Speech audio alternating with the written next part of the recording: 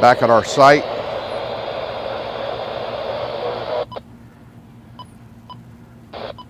At Rob and Robin's house. What a difference the site looks now with the dolly gone. Now we still see some visible bridge span. That is the first thing that we notice when we get here.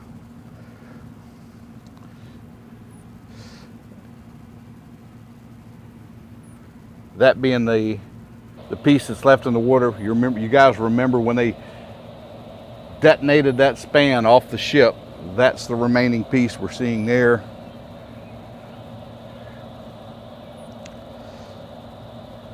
And we have quite a few cranes in here.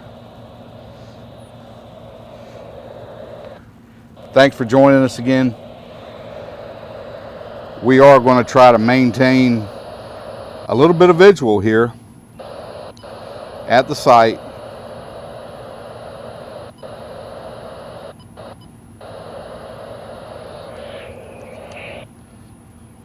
For you guys. Like to see the entire span opened up. Now we did hear that they've opened up some passageways for recreational traffic, which was really good news. Memorial Day weekend coming up, and I'm sure there are a lot of boaters that are relieved knowing that they will be able to transit the site. That is some really good news.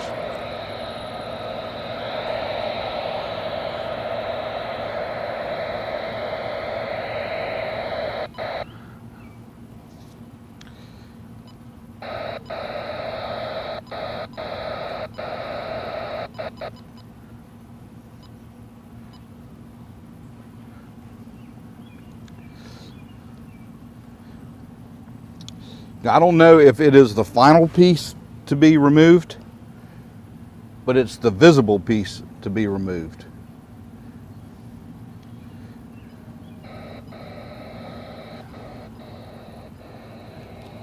Still working on a little bit of radio work here. We're trying to get you guys some better audio for radio traffic that's going on from what we've been hearing. I don't know if it is the final piece,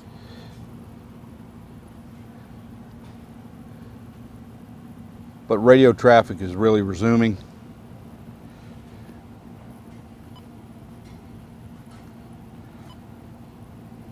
And that is a great thing here in Baltimore. Hey guys, you're on the Minorcan Mullet channel. For you guys that weren't with us on Monday morning, quite a show when we saw the dolly leave. I think everybody is breathing a sense of relief. Now on our way in, we could see the ship over at the port, and we'll try to get some video for our modified posting that we do in the afternoon. You guys seem to enjoy that. But from what we're seeing here in the image, it looks like they've got a couple guys that are in a lift. And I think that's Don John's Farrell. Maybe they're going in and they're going to start kind of piecing out this piece. You know, that's the way we've seen them kind of do this in the past with these bigger pieces, kind of piece them out a little bit until they get them down. And then they'll bring the Chesapeake in and try to pick them up. So hopefully that's what we'll see. Thanks for joining us again here from Baltimore Harbor. It's an honor to have you guys back here with us. Now, one thing that we're going to do, if you guys have not had an opportunity to see it, Alfred Montner, who came up, graciously came up, and Alfred has a closet full of technology, and he brought some incredible cameras up here that actually enabled us to see into what was a pitch black night, and we got some pretty good images leading up to daylight. of the tugs moving into position, the activity that took place while that was going on our live on Monday. He's got a kind of a behind the scenes video that he put up from that morning. If you guys want to see more of that and kind of look at a little view from the inside out, if you will. He did a pretty good job with that. I enjoyed watching it. I'm going to put a link up to that on tonight's video, so you guys will be able to check that out as well. Bernard, thank you so much for joining us. Tiger is in here. As always, it is an honor to be here with you. We have seen, so far since we've been here, the Dale Pyatt, and that is the crane boom that's over on the right. We've seen it. As a matter of fact, if you look in there, you can see the cables kind of moving around on that boom. They've been in action, and right behind that pole, they've just repositioned it. They're dropping the weight back down onto that debris, help break up the road bed. They're still working on getting that open. Flight was fine, very, very nice, very quick.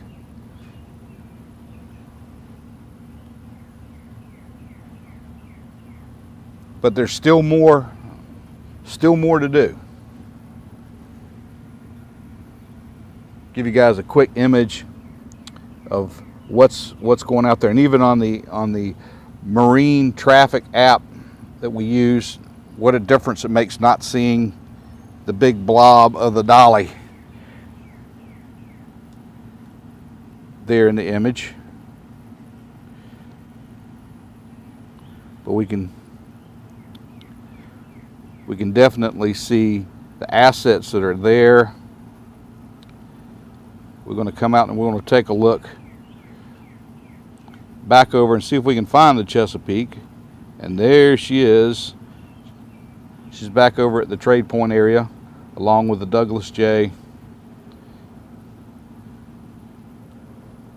Maybe we shall see the Chesapeake back out on the site soon. But that's a look at what's going on around the site there as far as what assets are out today.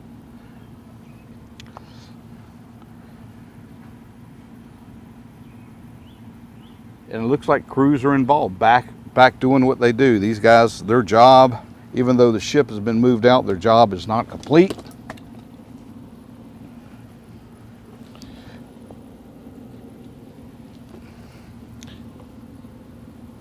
They still have a lot of bridge to pick up.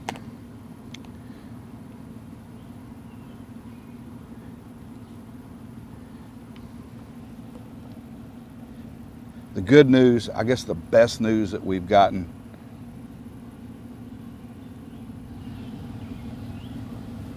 here is they've gotten the channel open back up, and they are now allowing the shipping traffic to really enter and leave the port. So that is some great news.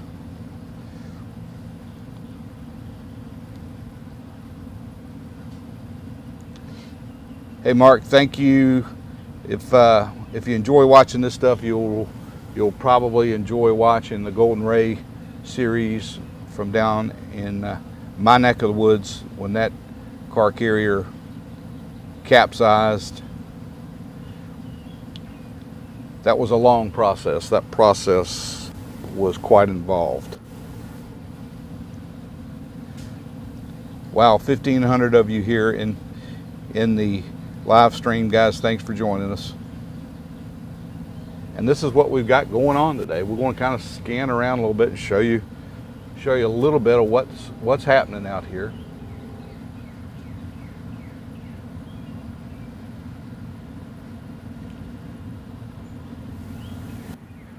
We see the Baltimore.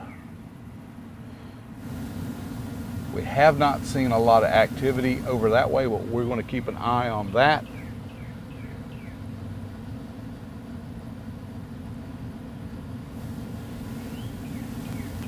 This is that long reach excavator that we've seen working. booms down on it, and hopefully we'll see that they seem to be kind of raking that debris back, maybe getting it in position to be picked up. But the rest of the site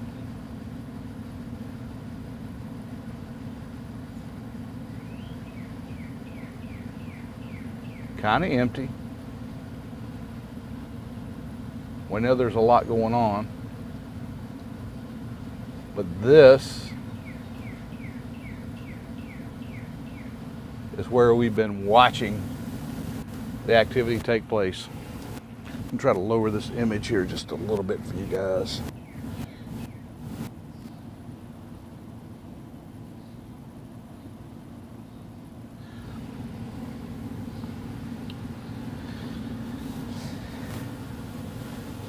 So we haven't really had a chance to really talk. I got to tell you, Monday morning when the ship finally moved, I was so relieved and really tired. It had been a long time.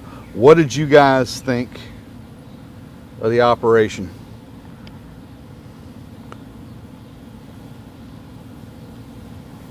It was a long time coming, and I got to tell you, I wasn't sure that it was going to happen. I was not sure that we were going to see the dolly move.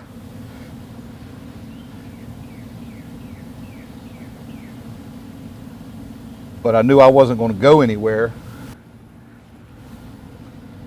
until the tugboats left.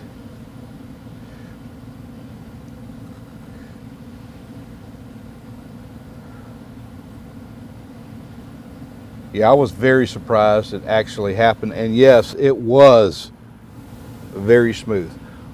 Once they got the weight off the bow of the ship with the ballast,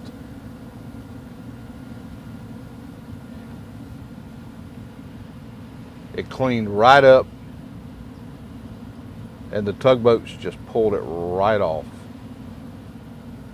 Over to the right, there's a lot of view that we never got because the ship was in the way.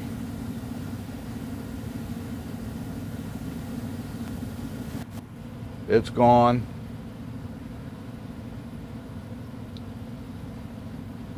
And this is what we're watching now.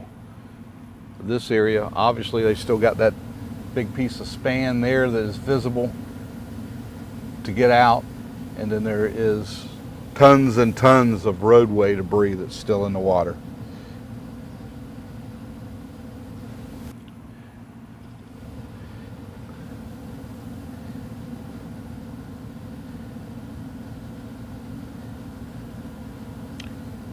Now, from looking at the AIS, that looks like the ferrule that's working there, and it looks like they've got, that looks like they got some rigging going on there. We may see them start working on that and trying to pull some of that away. The Dale Pyatt, I can always tell because the boom on that dredge is really short, really stout. You know, I think we'll probably stay. We got in here at 1. We're going to stay in here for at least a couple hours. Who knows? We might make it a 3-hour live stream. All depends on what you guys want to see. No, we can't see the dolly right now. The dolly's around the corner back up at the berth.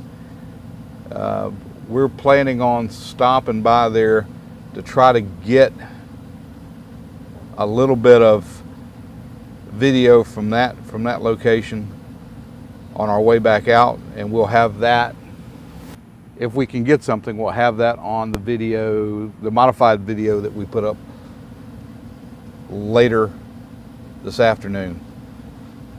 You guys know the MO. We'll come out, we'll do a live stream, kind of watch the activity that's going on,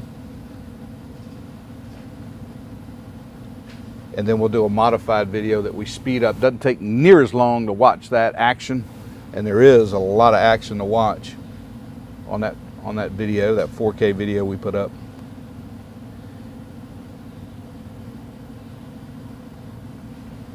I know that a lot of people are relieved now. They've heard that the channel is somewhat open to shipping traffic now. Not completely open, but they are able to get ships in and out now. There are cruise trips that are coming up, and a lot of people were concerned about that leaving out of the Port of Baltimore. It looks like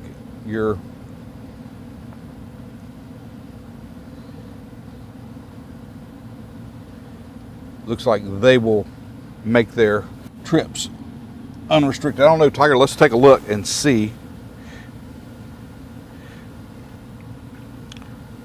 what's available, what we can see on the marine tracker. We'll try to dig something up.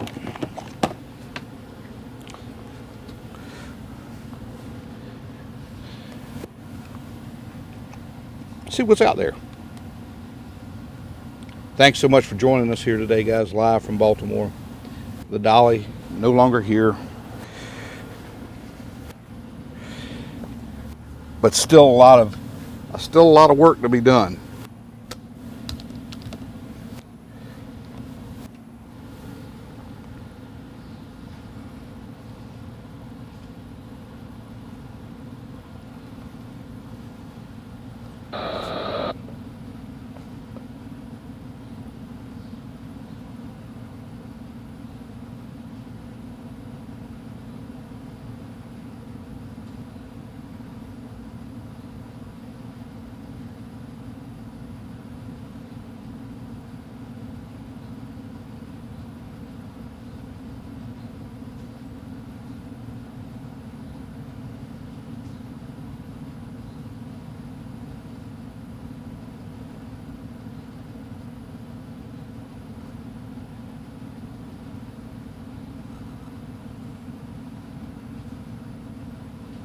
I do see some tug traffic.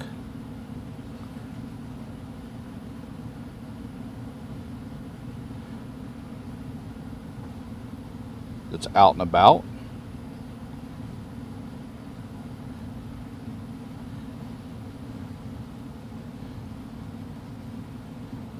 A lot of tug traffic out and about on the AIS.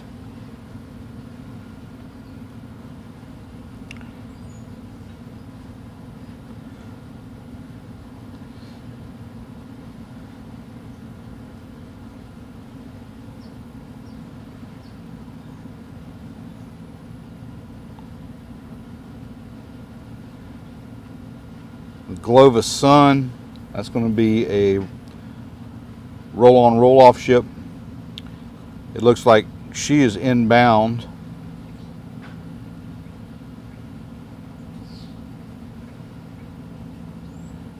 to Baltimore. And a lot of barge traffic out there. You would expect to see that.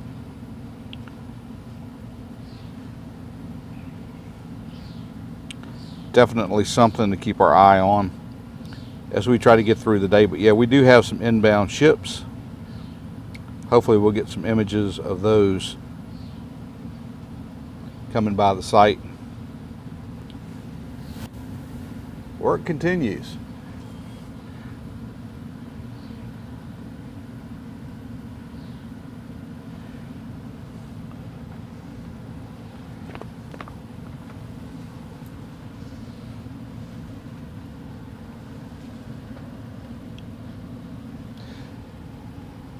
The ship has been moved up to the Secret terminal, and we're going to hopefully we'll be able to get some images here. We're still trying to figure that out. Tomorrow is going to be a very busy day as we are scheduled to be in Washington tomorrow. No, Chessie is back over at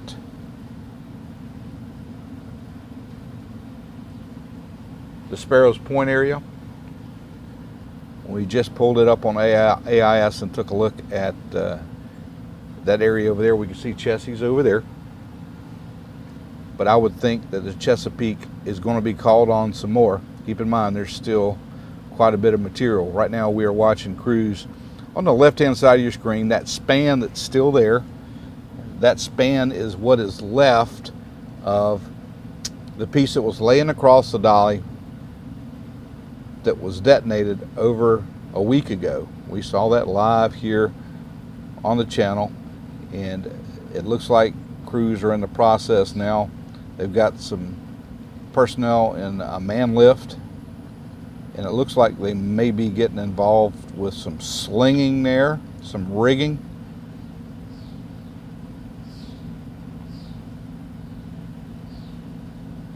To maybe start the process of working on getting that piece cut up a little bit so that they can get it picked up and out of here.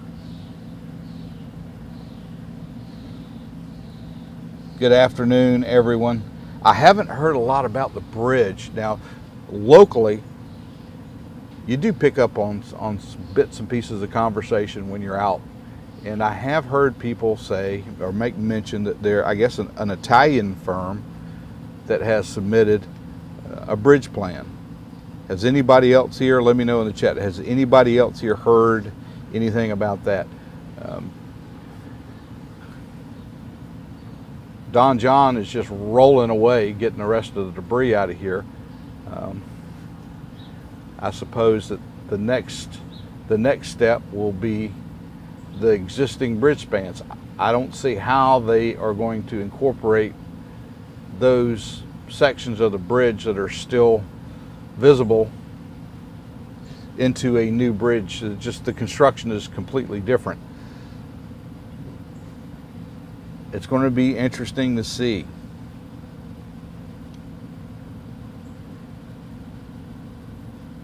Just how they move forward, what the plans will be, and I hope the community gets to see them before the start of the project. I think that would be really neat. Yeah, we're still waiting. Hopefully we'll see the Chesapeake back out here. Some people in here have said that they believe the Chesapeake is under, or I should say the Claw is under some repair. We just got off the airplane. It has not been very long ago. Grabbed a bite to eat and hustled on back over here to Robbins to get set up and be able to stream some more of the action here. We're looking at just a forest of cranes that look like trees standing up back there. But a lot of movement going on as the Don John group and their contractors continue to work away at that debris, get it moved out of here. Teresa, good afternoon. Thanks for joining us. I can't say enough how much I appreciate our moderators and everything they do for the channel. Thank you guys so much.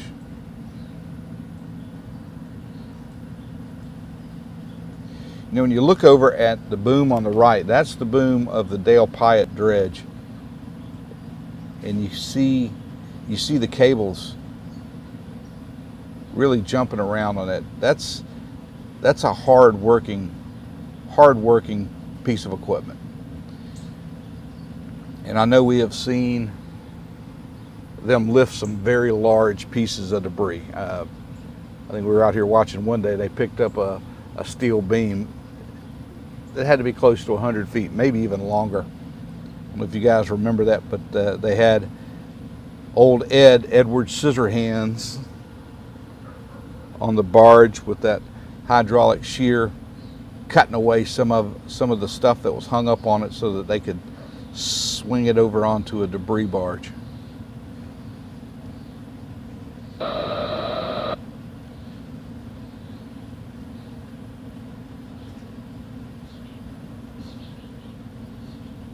As the process goes on, the guys that are in the picker right now, they're going to be critical to getting these rest of these pieces kind of cut up and manageable for the rest of the teams to deal with. We still may see the Chesapeake in play here for some of these bigger pieces that are still visible. We have seen them in the past kind of get things set up, maybe take a little weight off of it, and then bring Chesapeake back out. That may be what we see again.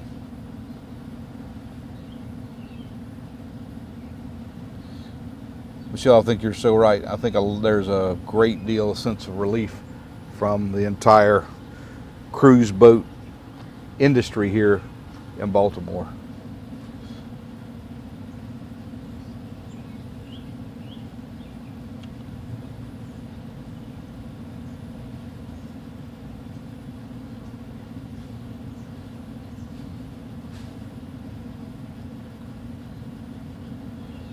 Dale Pyatt there with that 60-yard clamshell bucket.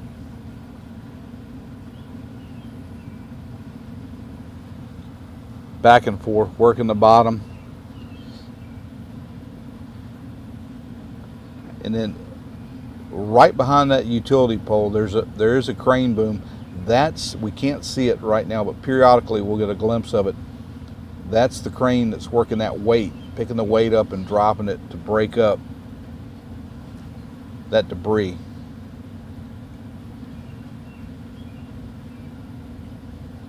The pole that's obscuring it is one of the utility poles that crosses over the river here. You can see off to the right some more barge traffic. Looks like it is outbound. You guys have got that to look forward to here shortly. It's going to be coming by the site here momentarily.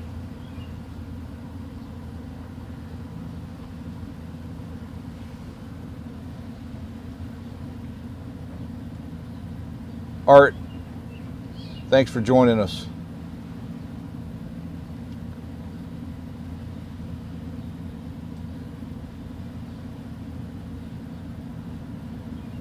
I'm not sure what the exact specs are on that weight that they're dropping, the wrecking ball or wrecking bell. They're not really balls anymore. It's more shaped like a bell. But it seems that it is very productive at what it's doing.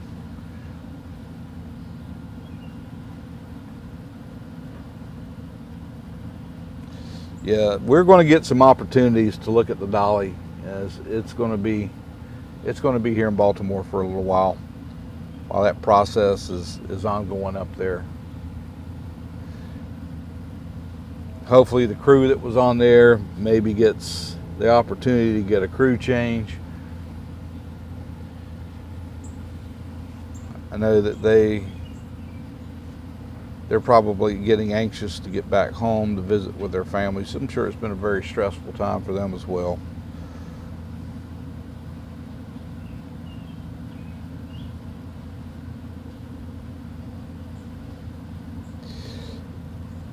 Yeah, Kevin, I wasn't sure the ship was going to move. I think there was a lot of people that were watching. You know, they'd been talking about this 524 high tide, and that they were going to work around that to get everything moved. And that time came and went, and we kept waiting, but the tug stayed on it. So we weren't going anywhere. We weren't going anywhere as long as the tugs were still on it. And then the first sign of movement, going back and looking at the footage I had and looking at the timestamps from the cameras, from the files, we saw movement about 6:45. Didn't realize it until 6:51, but 6:45 we started to see some movement.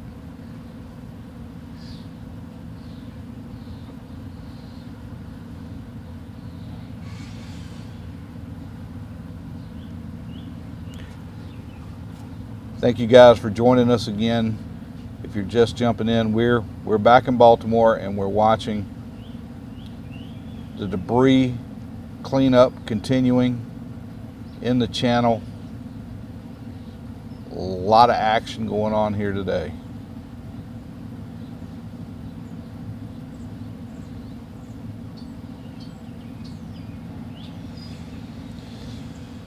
And I know, you know, going back to to Monday when they started the ship moving, once they had it moving,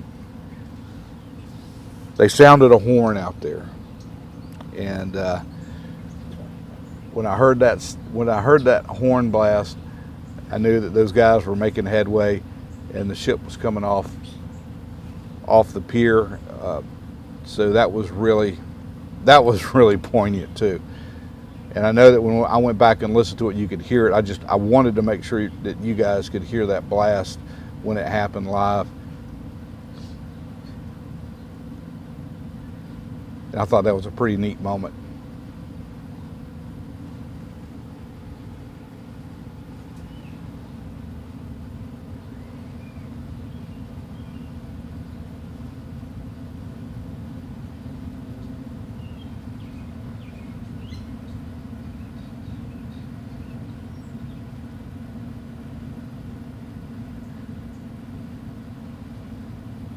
Man, it's just so awesome to see this traffic moving again here in Baltimore.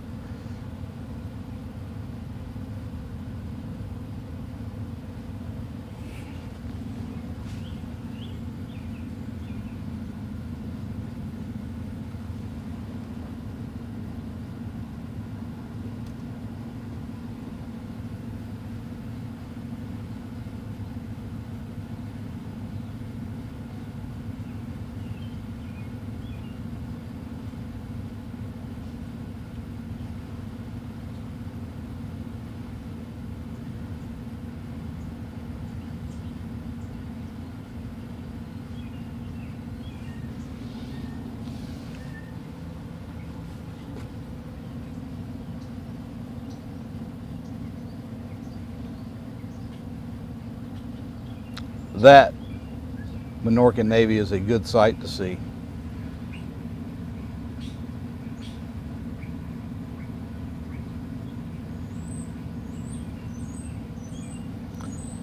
And I'm sure it's going to take a little while to get the entire port back up as it was before. You know, they've been down since March 26th.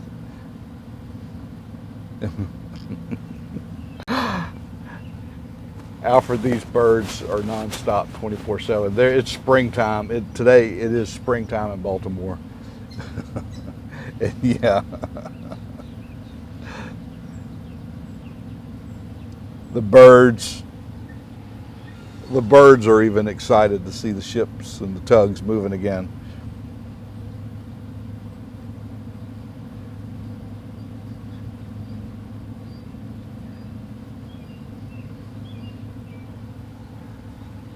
You know, as a lot of this traffic, we start to see it move around. It makes you wonder how long have they had these loads ready to go. They're just waiting for the clearance to be able to go.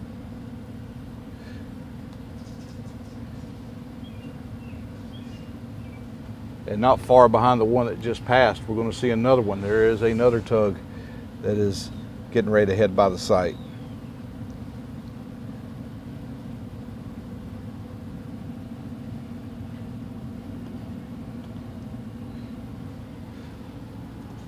That area where the dolly was is still very busy. That's where crews now have gotten in. That's what these guys were waiting on. They had to get the ship out of the way so that they could get in here and access these areas where that bridge debris was still there. They've done a great job of cleanup so far. You know, they've gotten a 400-foot opening through the main channel there now.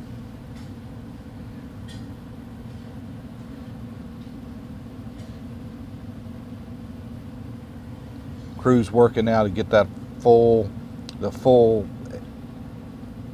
expanse of the channel opened up now.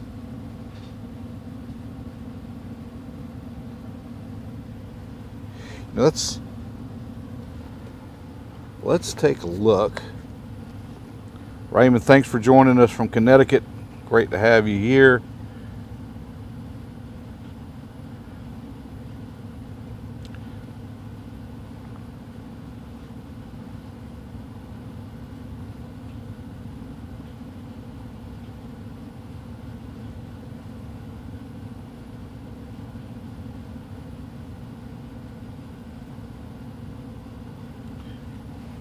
I will show you guys the ship on the AIS. There is the dolly back over at Seagrit at the marine terminal where they load and unload the containers. Got some of the support vessels there with her.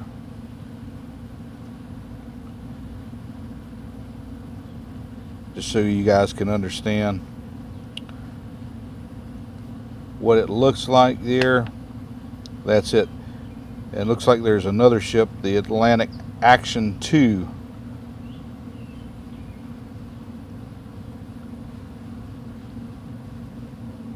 It is there as well.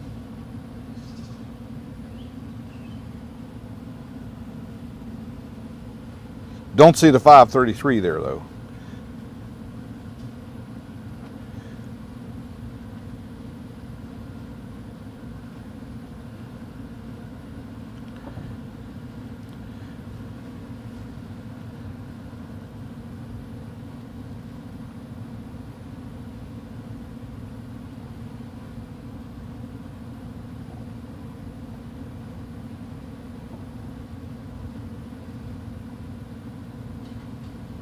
The 533 may be there, just not broadcasting as AIS. I don't see.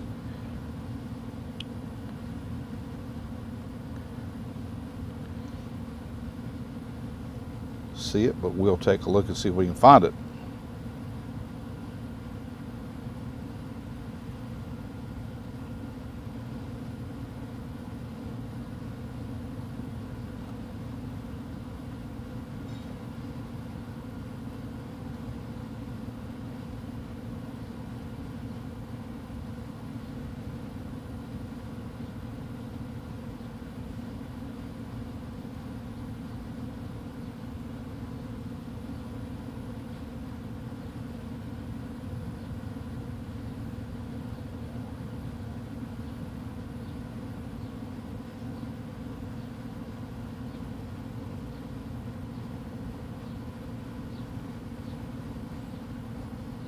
Ah, it looks like we found the Weeks. She is, we've seen her back over here a couple times. I'm going to show you guys. This is right next to the coal facility in Baltimore. It's where they load the coal barges. There we can see the 533. It's right there. Not making any headway. She's just there. So hopefully that answers some of your questions about where they are. Where are they today? We're still getting back in the game here a little bit, having taken off back home for a very short period of time. We wanted to get back up here. We're going to continue to cover the story here a little bit for you guys. It's not over with yet, not by any means. A big part of it, getting the ship moved, is over. And what a major hurdle that was.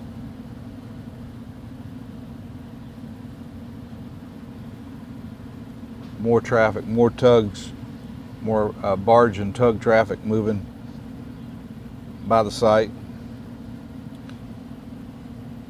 Recreational traffic.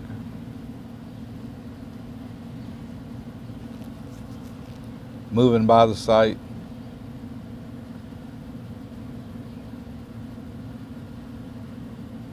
Frank, the 533 is next. I don't know. I just looked on AIS, and that's where it pulled up. Was over by the coal facility. Let's take a look and see what the last time that was. That was 1 day and 21 hours ago. So yeah, it is extremely possible, more than likely, the Minorcan Navy, thank you, steps up and corrects me. 533 back over at the Dolly, just not being shown there. Maybe they have their AIS off, and it's just picking up from the last place they were, where they were.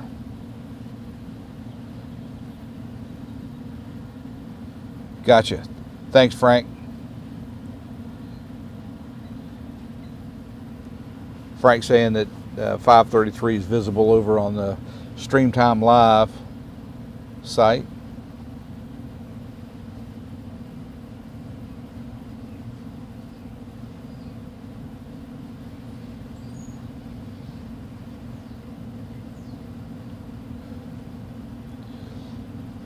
And we're here just watching the action that's taking place here at the site.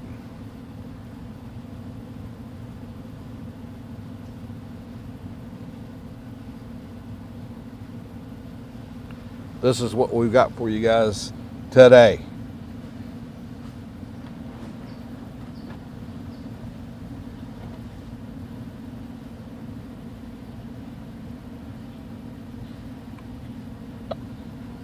Yeah, Marge, I bet that was something that was, I can't imagine as a first responder rolling up on a scene like that where it just looks like everything has just completely come apart. Where do you start? You know, you're trying to recover people that you know are in the water.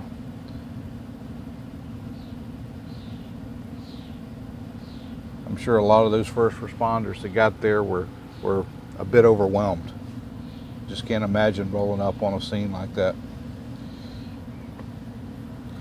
You know, you hear your dispatch to something like that, you hear the call, but when you get there and your eyes process it, it takes on a whole different meaning.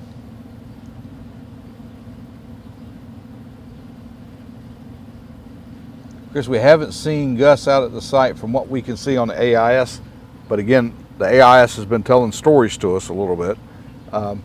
Looks like Gus is back over at the trade point area. Somebody in here has said that they are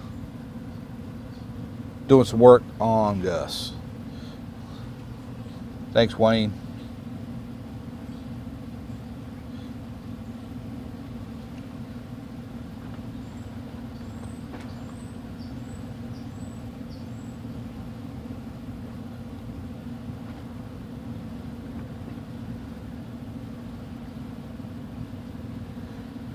Thanks, Jim.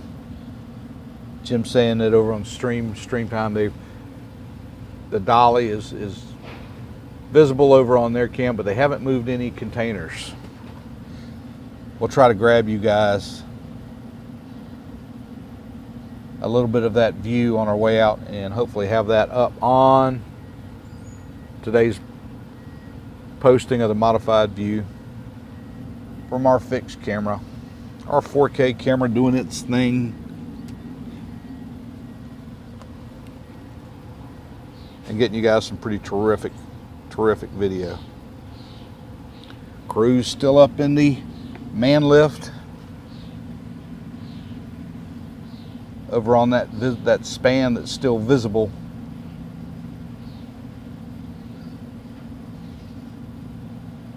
That looks like, that's certainly the biggest part that's left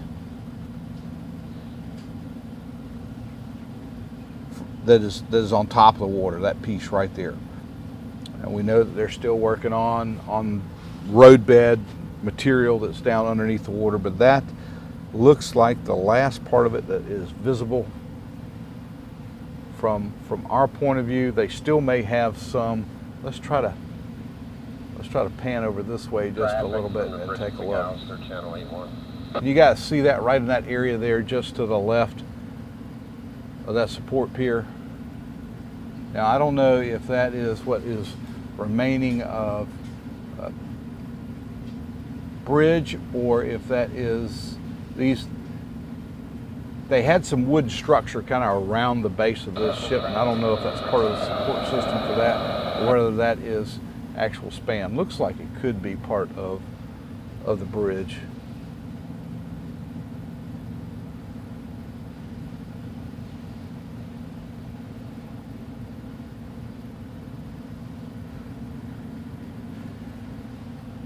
Now I'm looking up there. I don't see the van that was up on that in that area of the span. You guys remember that dark colored van that was bristling with antenna? Kind of looked like a porcupine up there. A lot of people were commenting about it. I don't see that up there anymore. Maybe they've relocated it.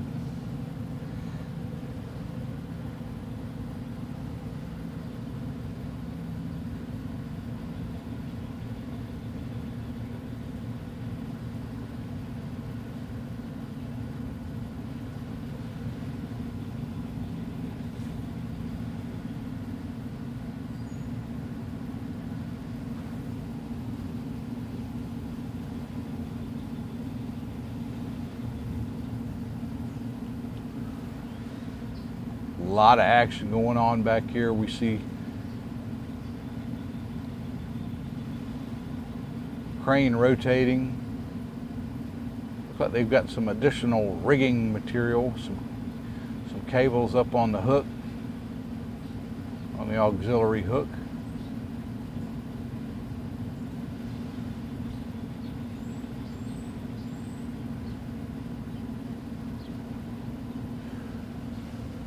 Thank you guys for joining us. Over 2,100 of you here with us live from Baltimore. Greg, the app that I use is called Marine Traffic, M-A-R-I-N-E, Marine Traffic. It is a pretty doggone good resource. Able to search pretty much any vessel across the globe, provided that AIS transmitter is working aboard the vessel.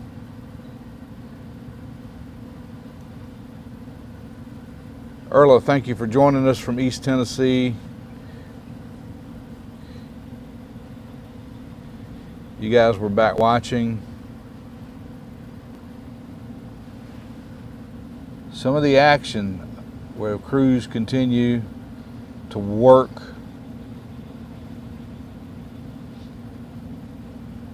trying to get that debris cleaned up. They've gotten a good portion of the channel opened up. They're still working on it, still working on some of this, but they've gotten it opened up to the point they're able to get some pretty big ships through here. I don't even know how many likes we've got. How many likes do we have here? Oh, we got 2,000 in here and less than 1,000 likes. I agree with you. If you're in here with us, we would appreciate it if you would smash the like button. Give us that thumbs up there on the screen. Let's see if we can run that up some. Thank you guys for being with us.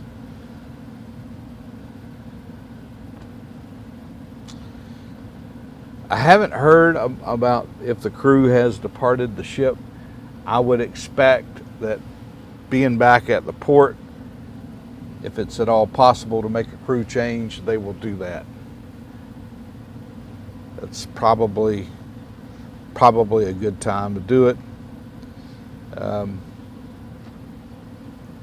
You know, if they're going to be here in Baltimore for what we're seeing, what the reports are, it's going to be here for a month or more. It might be time to send those guys back home. I'm sure that this has been a very stressful situation for them too, and they probably would like to get back to their families.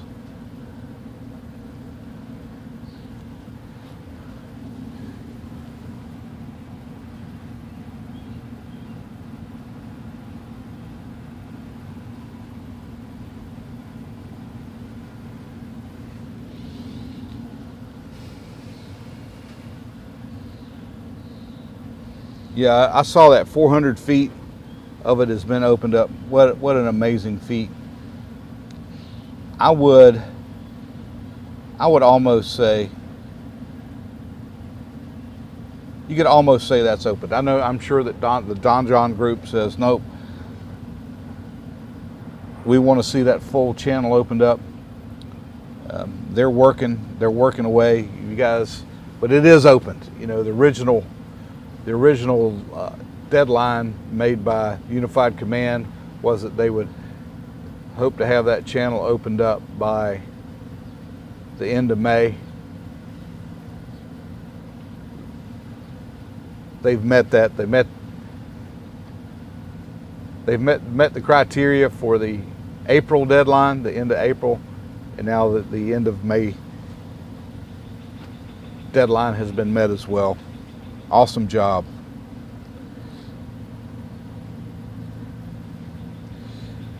Thanks, Teresa. You're absolutely right. Those guys have done, and you have too. Thank you so much for everything.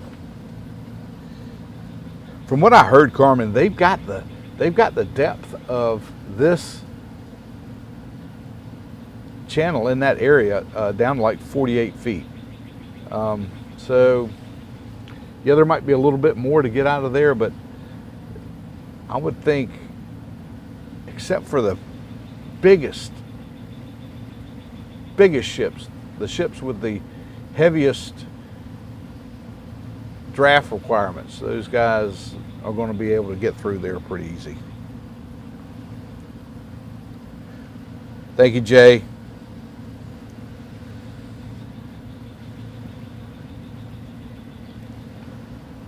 Mace T, that's probably a very, very good way of using the marine traffic app to see if your ferries are on time.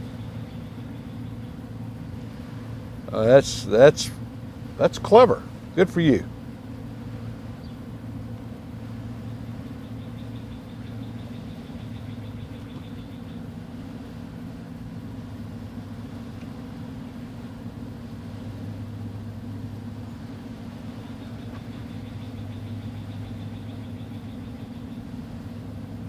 Seven crane booms in the screen right now. Those guys working.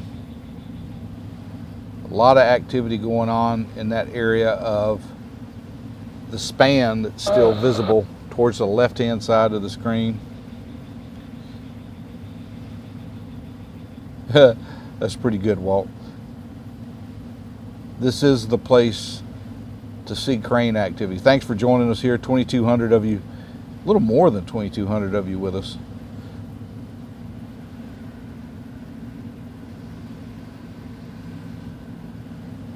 Coming up on an hour here in the live stream. We're here with you guys, and we're still taking in the activities surrounding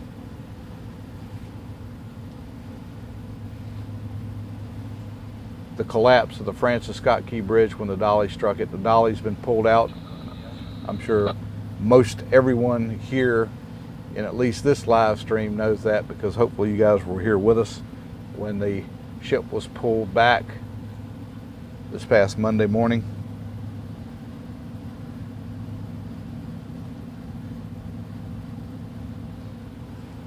Still some work to be done by these crews that are here working the site. Alan, thank you. It's good to be back. I have very much enjoyed my time here in Maryland. I have not met anyone here since I've been here who was not welcoming.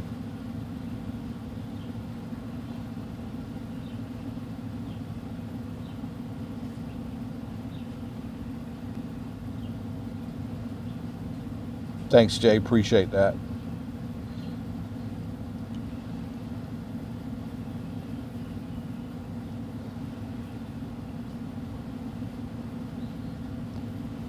Mike, you know, we have seen the Mike Pyatt pick up some huge pieces of debris.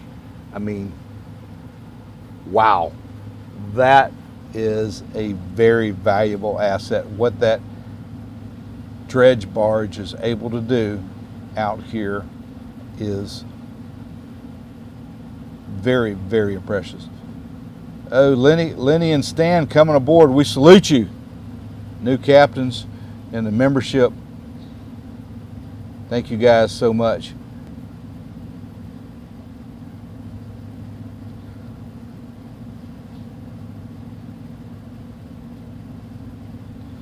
Looks like one of the McAllister tractors. Let's take a look and see which one that is. Passing by. Probably got some inbound. We know we saw that Glovis ship inbound. We may be in for a treat to see one of the really big car carriers come in here.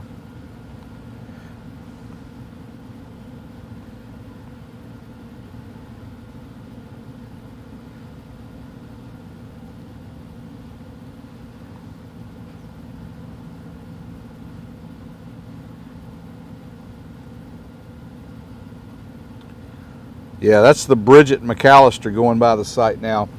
Bridget McAllister was on that duty roster to move the dolly Monday morning. Crew did a tremendous job there. That was really neat to see the coordination between Moran Towing and McAllister Towing to get the ship back into port. Hey Ralph, it's going, man. We're back live streaming here.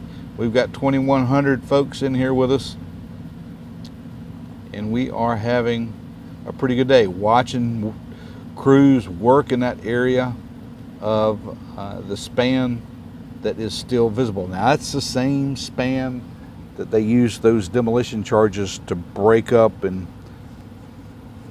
have it kind of slide off the ship. That's what's left of it there.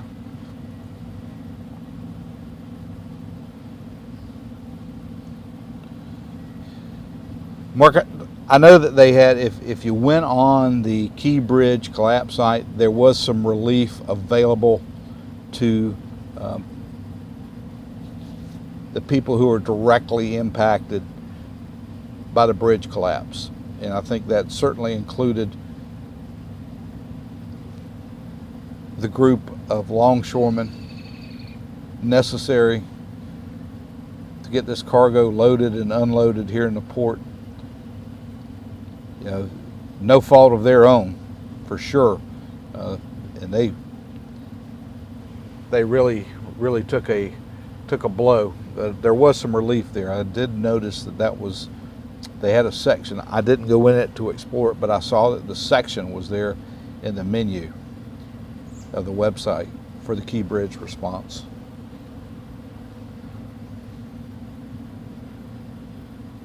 Fred, thanks for joining us.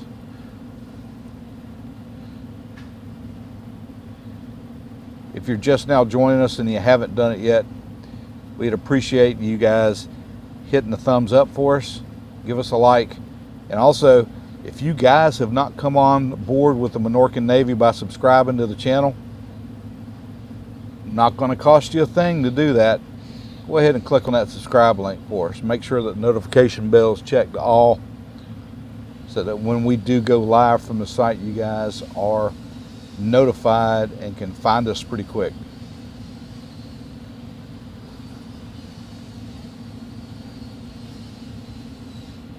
Our channel has seen some tremendous growth since coming up here into Baltimore, and we have really enjoyed meeting some wonderful people here in Baltimore, and then also some wonderful people here in our chat. It's almost like family. I think I do have one of the best subscriber bases on YouTube. What's really neat about this group is you guys are really quick to help out. If there's something that's going on the site and you guys have information about it, you jump in there and let everybody know what's going on.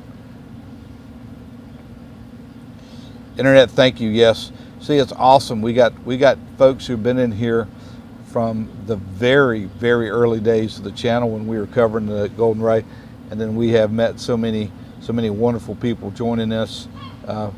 with this, who had no idea the channel even existed. Thank you guys. Thank all of y'all for joining us.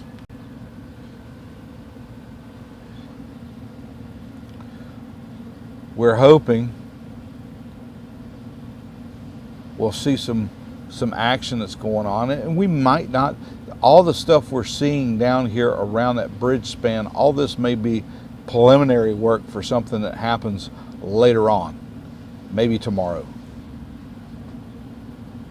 But what we're watching, they've got a man lift up, and you can kind of see it. They're moving below that span towards the top of it.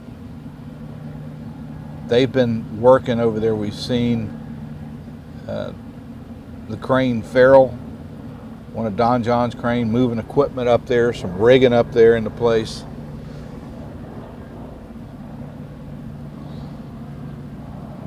Yeah, Mark, that is a great resource. The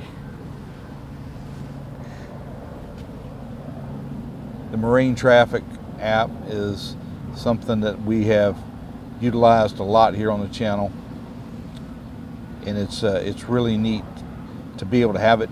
You guys, you know, even you got it, the dolly leaves, you guys will be able to track it. Dennis, haven't seen any kayakers. They do have pleasure boats now able to get back and forth across the site.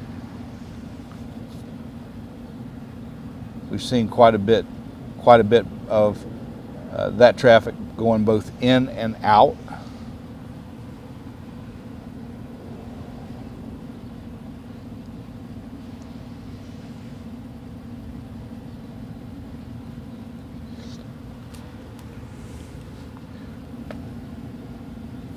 Just after 2 o'clock local time here in Baltimore. I see that there's a good number of you that were in here with us that had to get back to work. We completely understand that. Thanks for joining us over your lunch hour.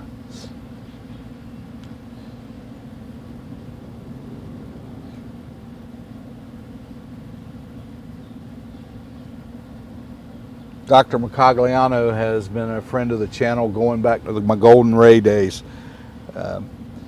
And he is such a wealth of knowledge. We've had him on the channel, and also we've had him in the chat. What a great resource if you guys have not checked out what's going on with shipping. This is a channel that you're going to want to subscribe to. He really keeps his subscribers up to date on the picture of the global shipping industry and how it affects day-to-day operations. He is a wealth of knowledge, been there and done it, and he is awesome and a good friend of the channel here.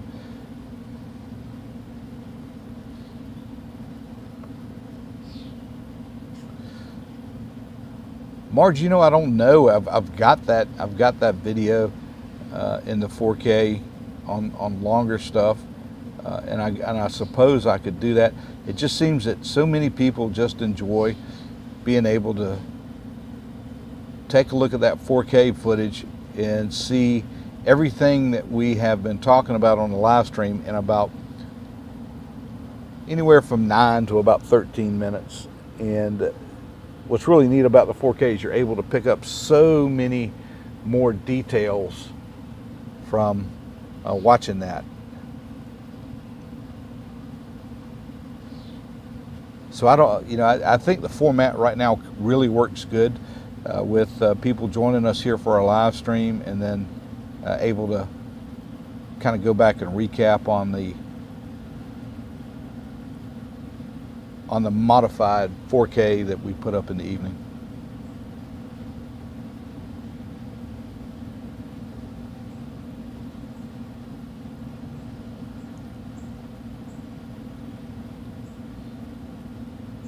It looks like maybe have they brought the basket down? It looks like maybe the man lift has come down onto the deck.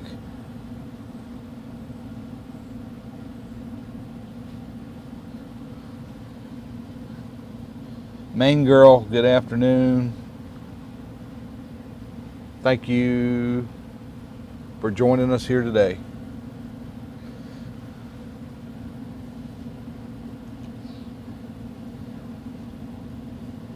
We're continuing to watch the cleanup efforts here in Baltimore. If you are just joining us, the dolly has been gone since Monday morning. And this is the area where the ship was, and you can see how those resources have now just descended on that area like locusts, working away to finish up the job of getting all the channel opened up. They've done a tremendous job up to now of getting that channel opened. There's still a little bit more to go, and these guys are moving on it.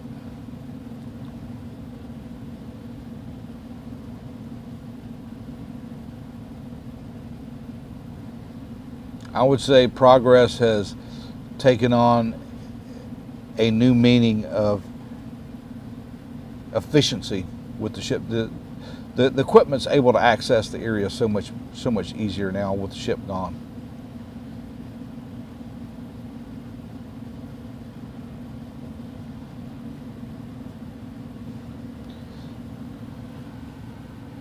The 1000 is over at Sparrows Point, Tom.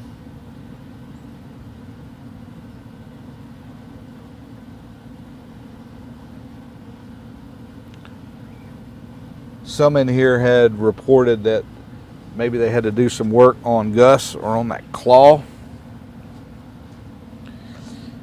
And that might be what's going on. They might have had to go on in there for some repairs, but it's back over at the Sparrows Point area, over at Trade Point Atlantic.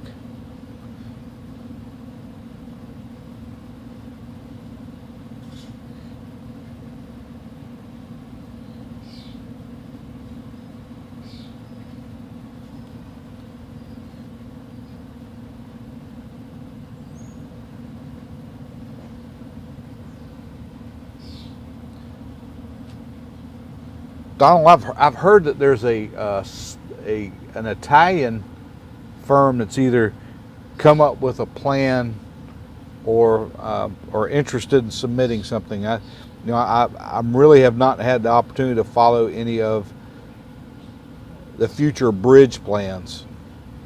What are you guys hearing out there? Let us know in the chat. What have you heard about a new bridge here in Baltimore?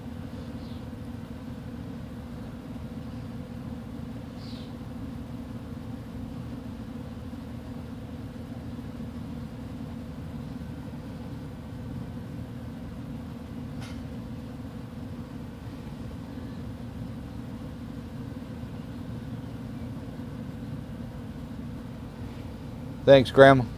Thank you so much for being here. It's just great when I look up and I see those blue stars. I know that those are part of our membership, our sailors that have come aboard. Thank you guys so much.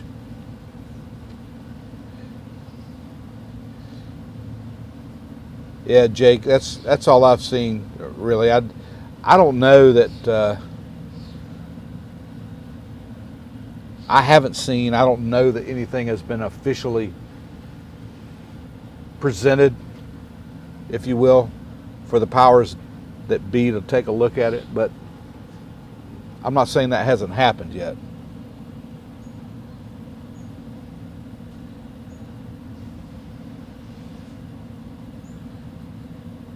Thanks, Derek.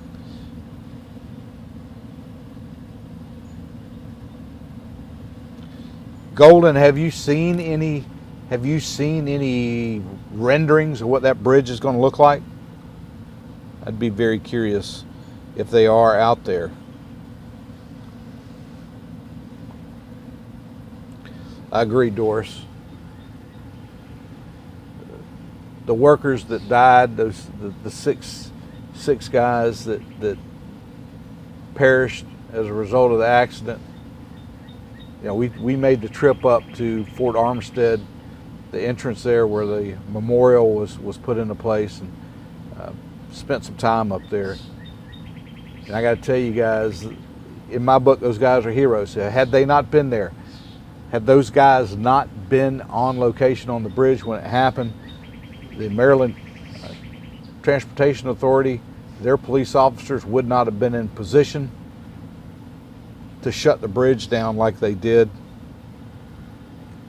in the Stream Time Live video that caught the accident of the ship hitting the bridge would have had some really, really bad footage on it. Those guys being up there saved a lot of lives.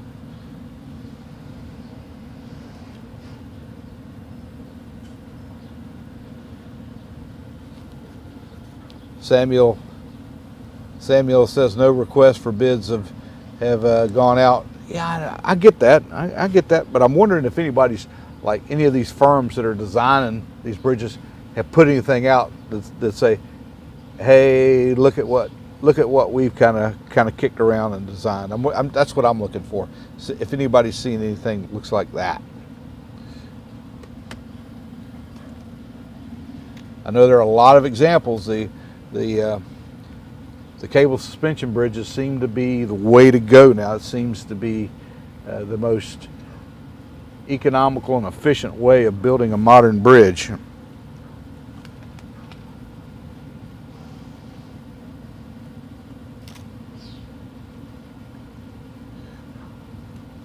Yeah, the unfortunate thing, you can't, another tunnel doesn't make much sense here. You gotta have a bridge so that the materials that come in and out of the port that are hazardous have a route. Hazardous materials are not permitted in a tunnel. Can't do it. Can't do it. That's why you gotta have a bridge.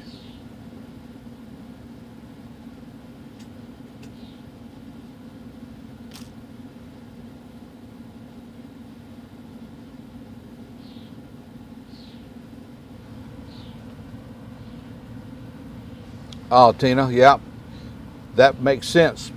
Jeff Ostruff he's the engineering guy.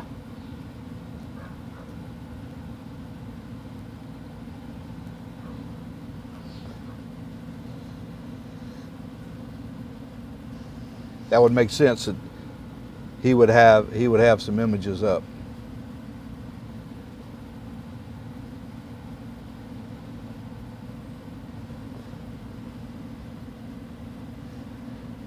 Hey, David, thank you. I'll take a look at that.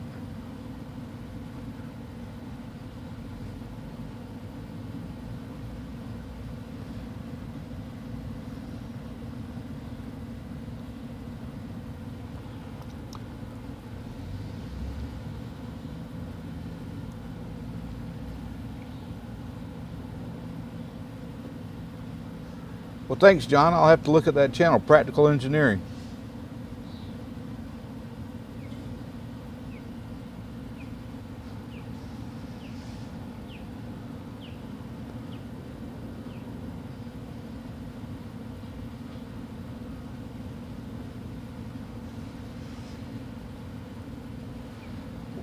I think 135 feet right now would be all you wanted over the bridge. And I'll tell you why, guys. Let's see if we can zoom in right here. Maybe you guys will be able to read this.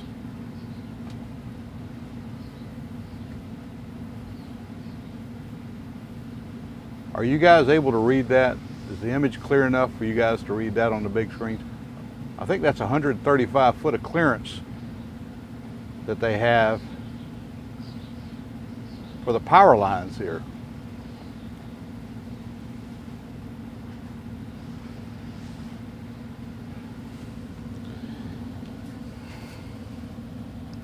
I think that's what I've seen on some of Unified Command's imagery, that sign that's there.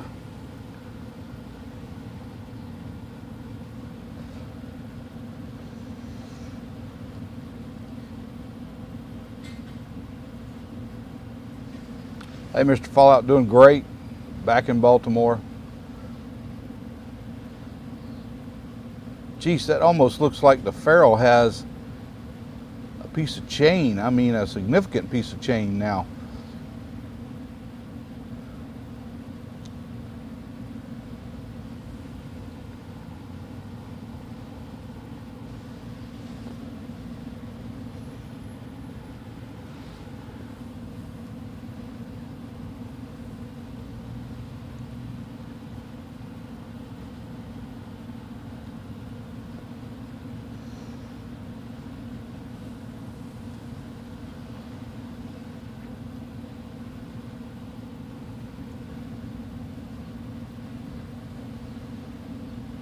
Yeah, that's true, Sammy. I guess they could get in there and pick those poles up some more. Somebody told me that those poles have not been in very long. I don't know the history of the overhead power lines here at the site, but somebody said it wasn't too terribly long ago that they installed those.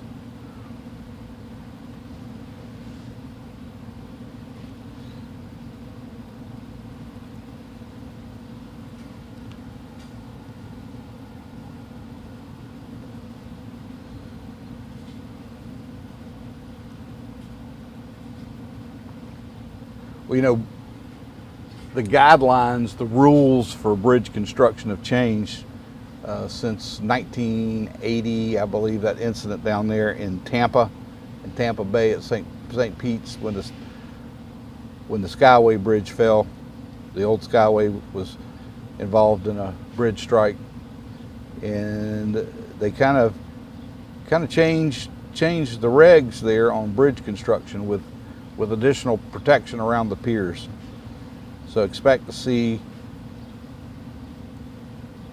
additional protection around the site, around the bridge base, the main piers, and a new bridge that's constructed. Those supports actually could be built in shallower water. You know, the channel here is maintained at a depth of around 50 feet, 54 feet, I think I saw on the chart. And if they're able to pull those supports back into the shallower water, a ship couldn't get up there. The ship would beach itself before it could even get to them. Yeah, thanks, John. You see, again, Minorcan Navy stepping up. They know where I'm headed.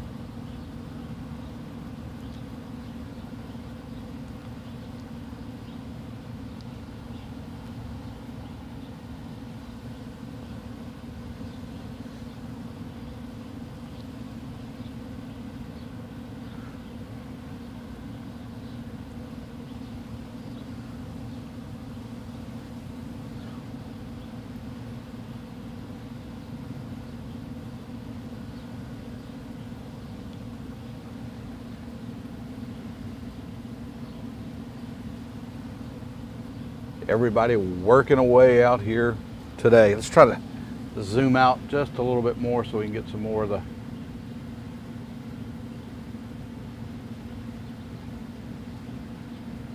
site.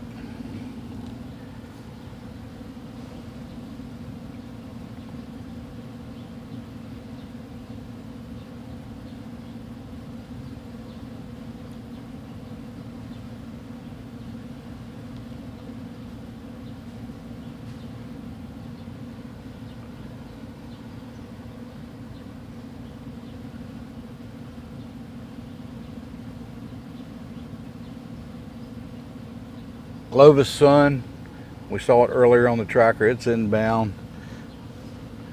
We'll try to pull that up so you guys, let's find out where she is.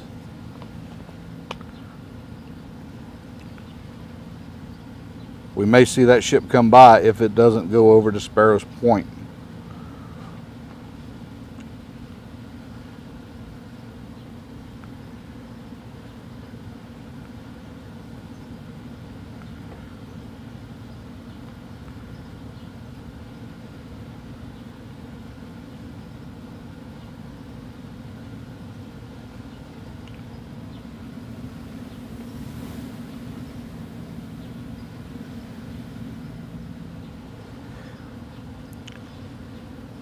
Here you can see the Glovis Sun.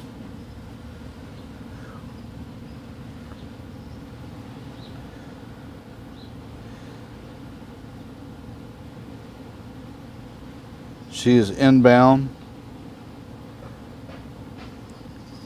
And the tugs, the Bridget McAllister and the Eric McAllister, look like they're headed out to meet her. As long as Fells Point, that's the pilot boat.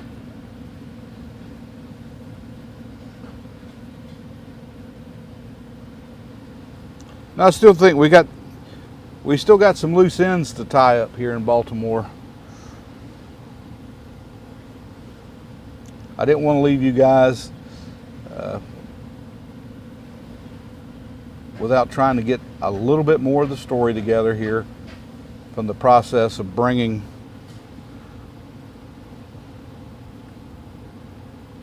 the port completely back online.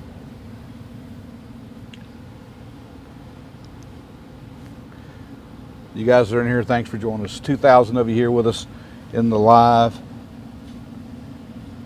Thank you so much for stopping in and checking with us. You're watching the Minorcan Mullet channel. I am Captain Andy, and we are back in Baltimore.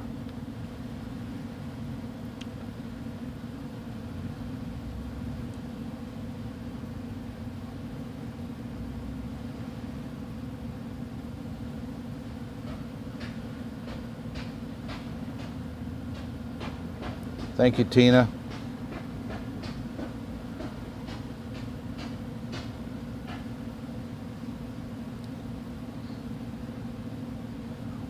Well, the McAllisters, those tugs are usually named after family members. That's the McAllister Towing.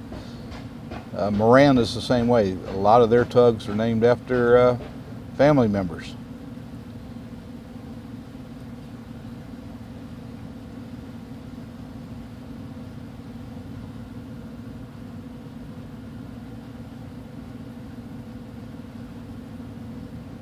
Thank you, Mohawk.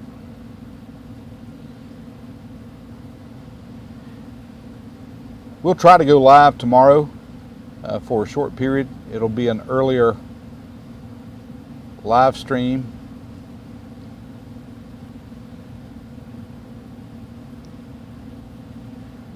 We got to get out of here a little earlier tomorrow. We'll be headed down to DC.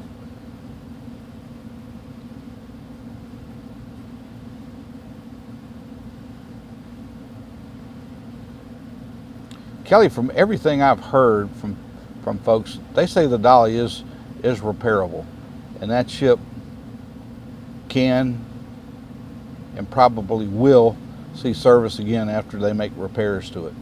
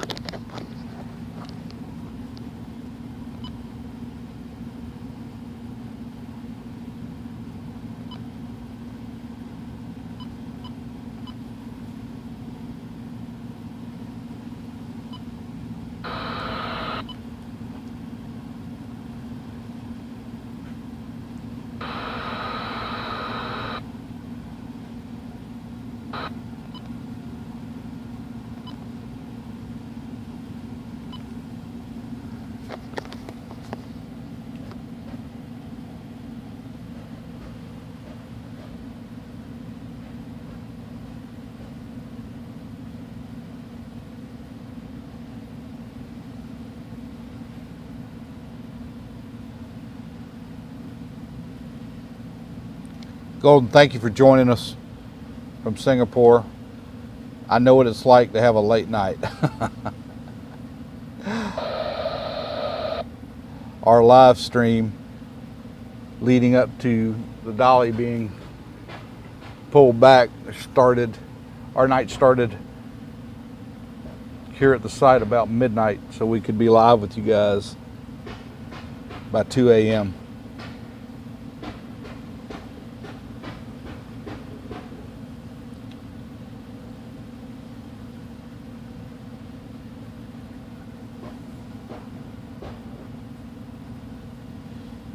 Thank you guys so much for joining us.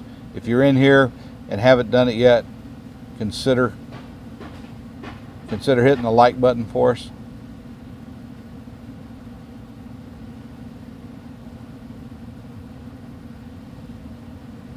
We would appreciate that.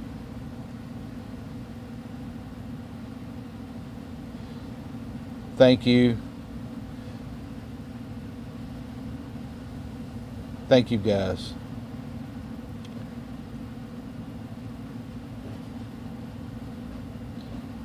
Greg, she's inbound to Trade Point Atlantic, so she won't pass by the site. Now, they are processing, roll on, roll off cargo over at Trade Point, and have been through this event.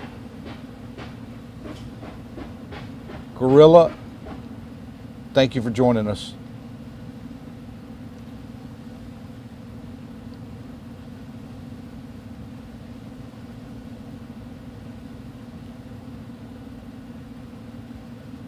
We're back watching live here in Baltimore. Crew's still working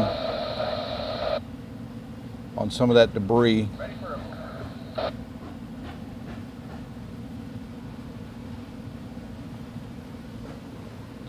That's still down in the river. They still have some to get up.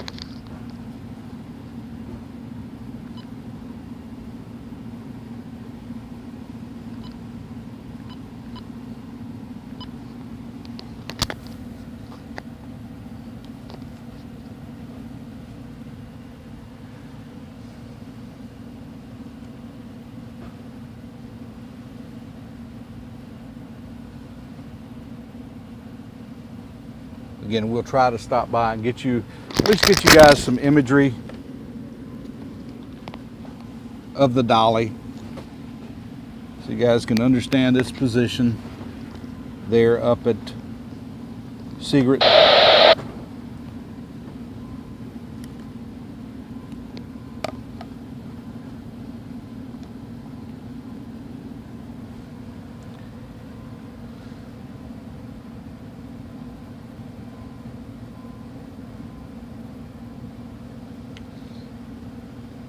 Bobby, that's a good point. You know, as the traffic needs continue to rise here around the Baltimore area,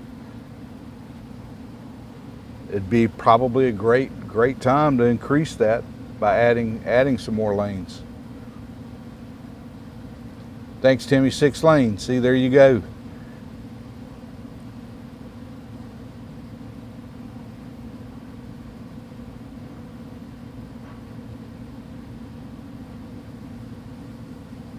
Thank you, Neil. Repairs to the ship. Anything that's repaired here is going to be temporary in nature, just to get it back down to a facility that makes major repairs. You know, I kind of looked, and it looks like the TFR is not in that area, so we may well be able to get the drone up.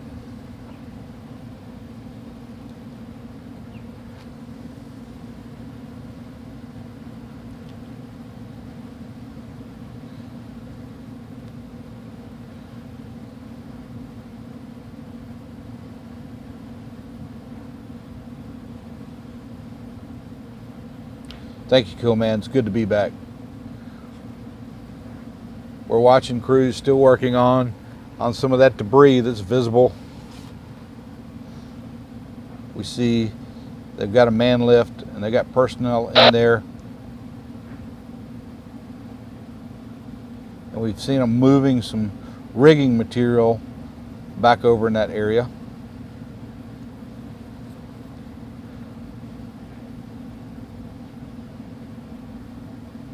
I think you might be on. You're on this one, Dennis?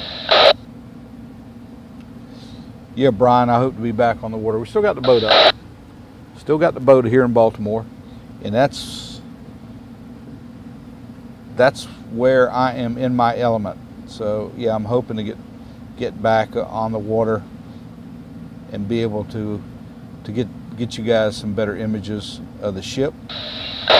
And if we're able to get the drone up, that's the way we'll do it.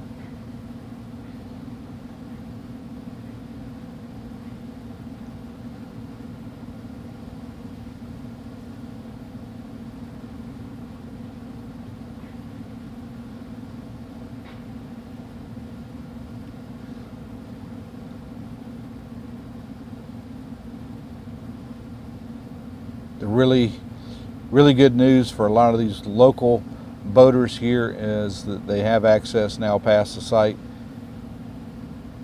With Memorial Day approaching, that is really good news.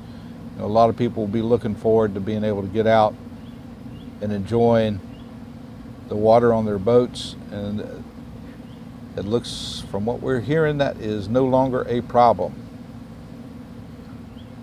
Timmy, I haven't seen mention of the 2,000 yard safety zone, and from what we've seen with traffic going by here, I think maybe that has been picked up. The drone restrictions still seem to be in place. From what I saw on what I use to get clearances, the apps that I use,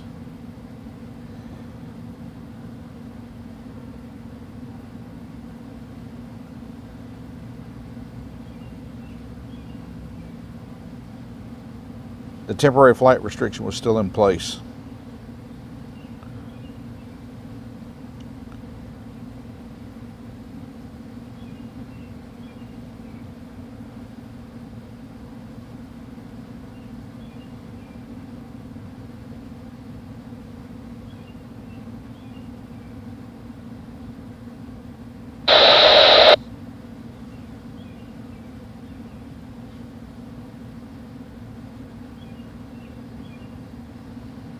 Yeah, so far it looks like that TFR is still in the area, but the area around the ship looks like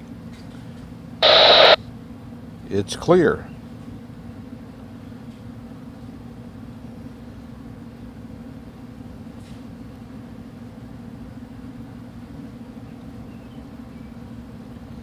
So hopefully we'll be able to get some images up from you guys when we're able to get the boat back up in this neck of the woods in Baltimore.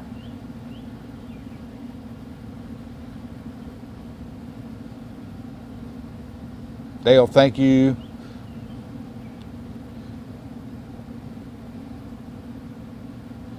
Thank you so much.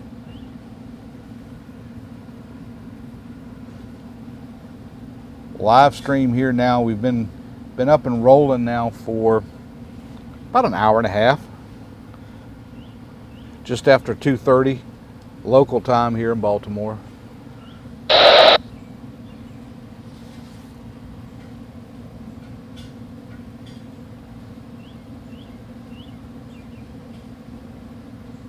And we're watching.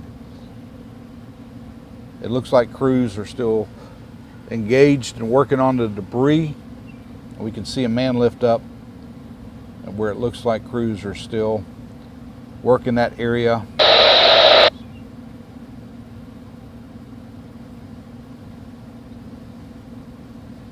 We've seen some rigging material go up that way.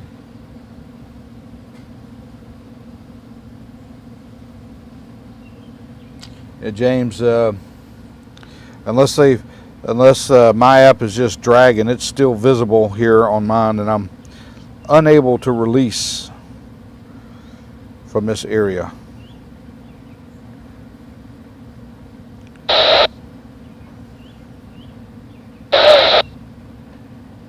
That could be that the app is not updated, that particular TFR, but it is still visible on our equipment.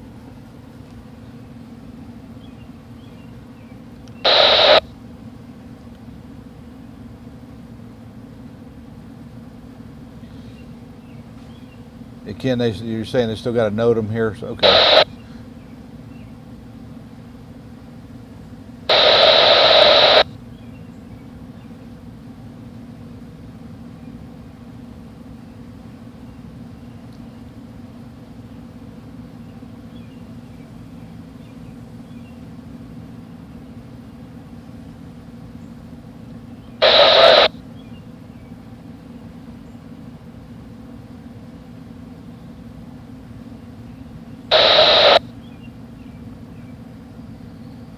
I think it'd be neat to be able to get the drone up here and get some aerial views of the crews working in this area around the bridge.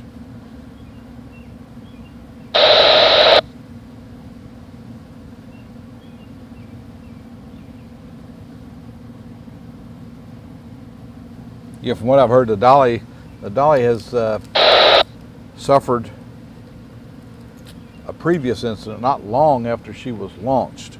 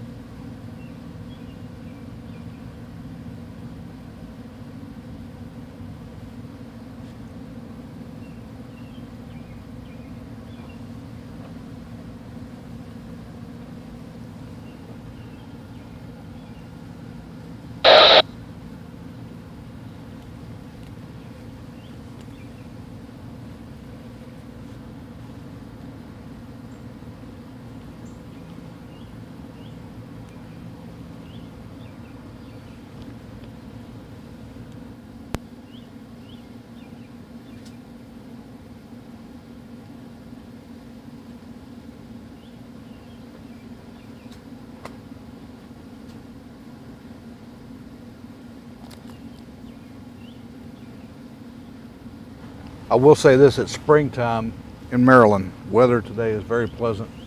Sun is shining.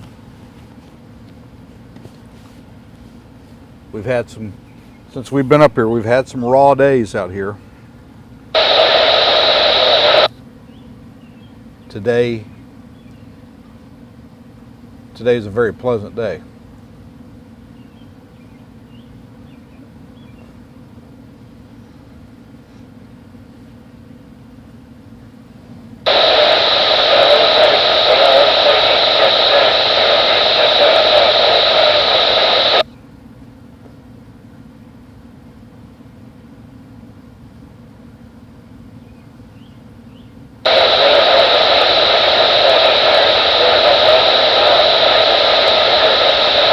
Hello, John. Thanks for joining us.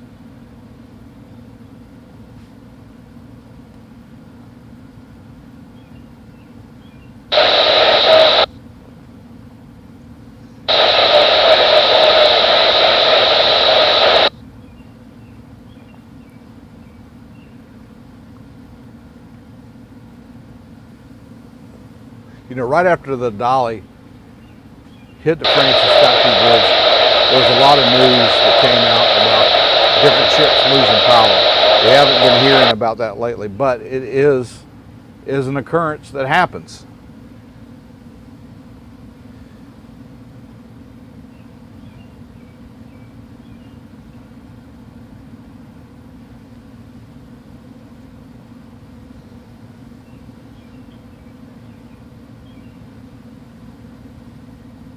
You know, when they started the temporary channels, there was recreational traffic that was allowed to pass by the site one-way direction certain times of the day. Usually it was in the afternoons, but from what we're seeing now, we've seen quite a bit of recreational traffic coming by the site.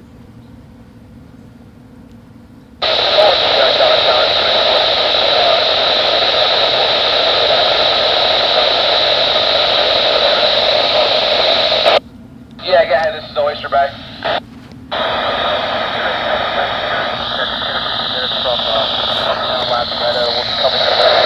heard that you guys might have some equipment right inside the channel.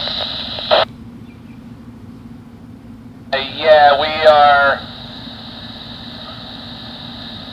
we're about 85 feet in the channel on the south side. Okay, and you guys can move, is that right? Yes, we can move. I'm guessing you got about 300 feet on the, on the north of us. I got you, but we're right almost just under the wind limit here, so I'm going to need the whole thing. And it's probably going to be at least 30 minutes, probably more like 45 before we're up to you, so clear out of the channel. That'd be much appreciated. Okay, roger that. Moving out of the channel. Thanks a lot, Captain. We're going to stand by on 13 if you need us, okay? Okay, roger that. We'll be on 68 if you need us. Thank you very much.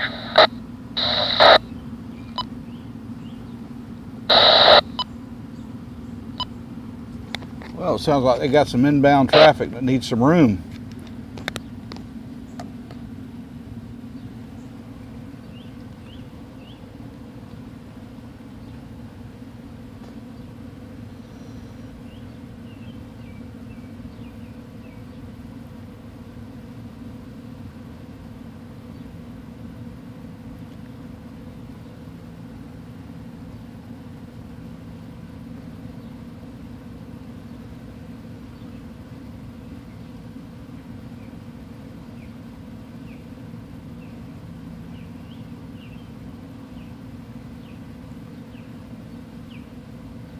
Thank you, Sky Tech Bits, for joining us. Thank you so much. Red Truck, I haven't heard of any plans.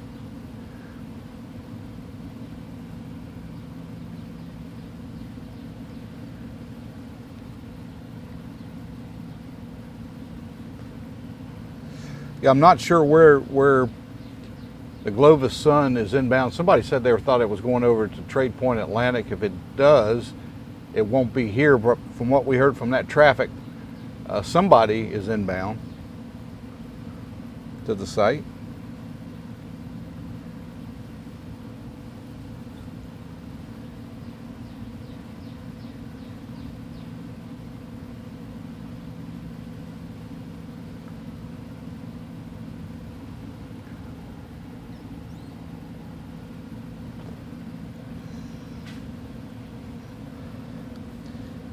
Who is inbound that needs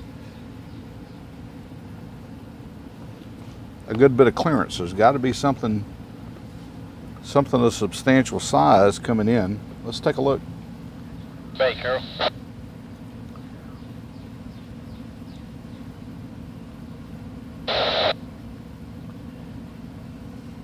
Start making you move. I need to go down her head. Yeah, guys, you're good if you're going to the bathroom.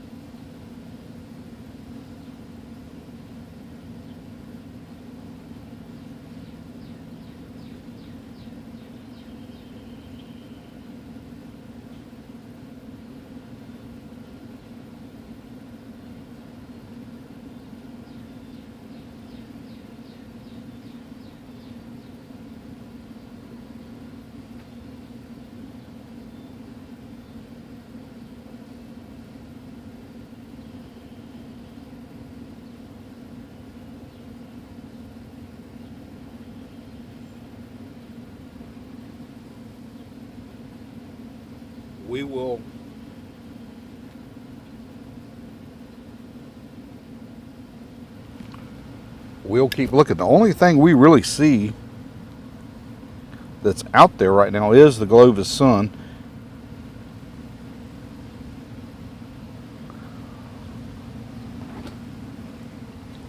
And it looks like the Bridget and the Eric McAllister are there, along with the pilot boat.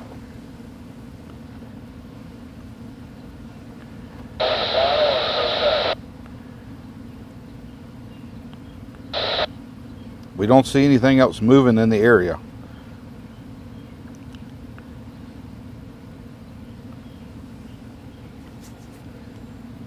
We'll keep an eye on it.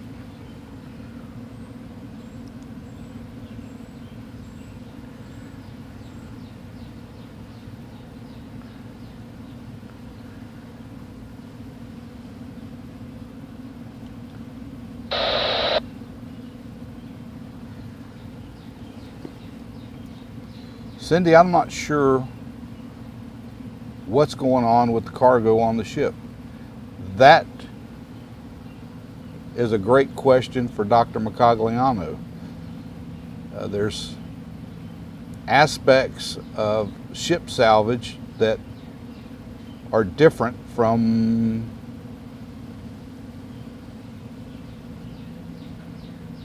what we might think is being normal.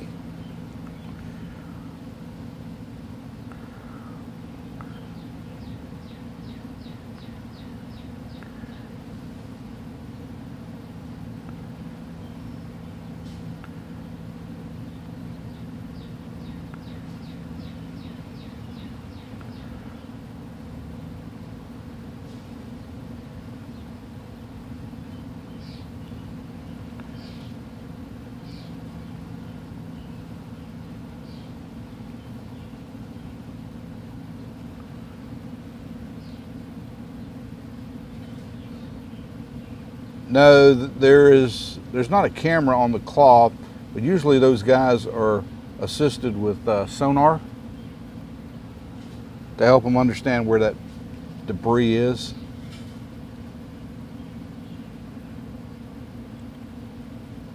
The sonar paints a pretty good picture of what's going on down at the bottom, and the operators are able to utilize that to understand where they need to work their equipment.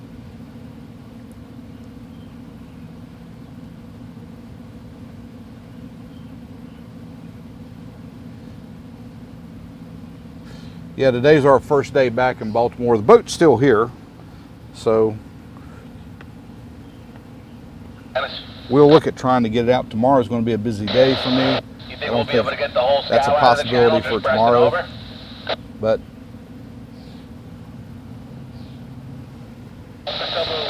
Friday, to the south, if the weather's good, that looks like a possibility. Yeah, we just got to get the whole thing out of the channel, the scow too.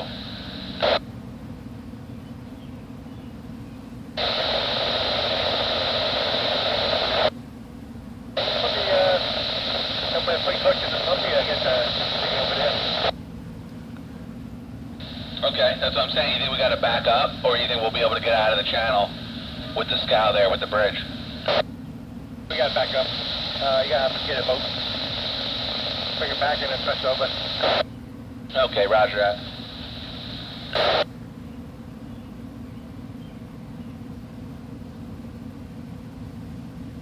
On this one on the Carol?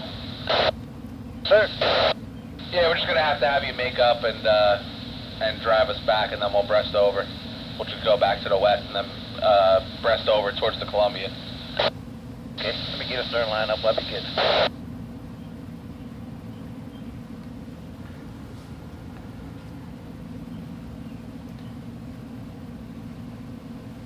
I don't know what happens with the containers following the declaration of general average. I'm sure that there are a lot of containers on that ship that have suffered absolutely no damage, and there more than likely is cargo in those that the original shippers want to recover.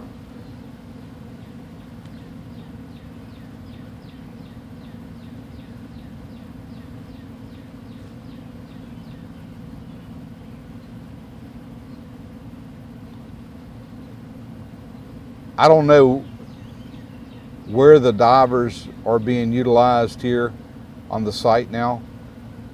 I would imagine that in the area where those clamshells are being used, there are no divers in the water. That simply sounds way too dangerous.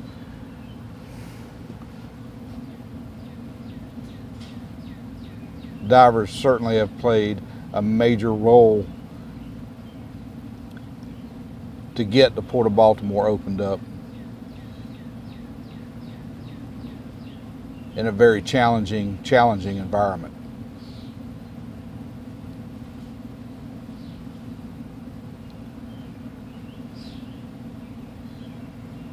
Thank you guys for being here with us.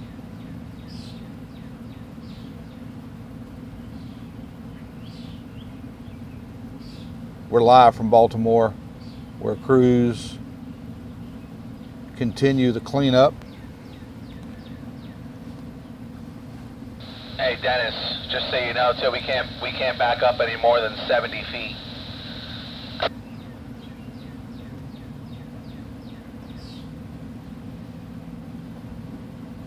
If we do, we'll have to have the stern spud and the bow spud straddle in the no spud zone. Interesting conversation there on the water, because we know somewhere down there there's still a gas line, and I'm wondering if the no spud zone, if that gas line is part of that area. Maybe some other utilities down there. Wait for now, and then we'll come back up where we were. Yeah.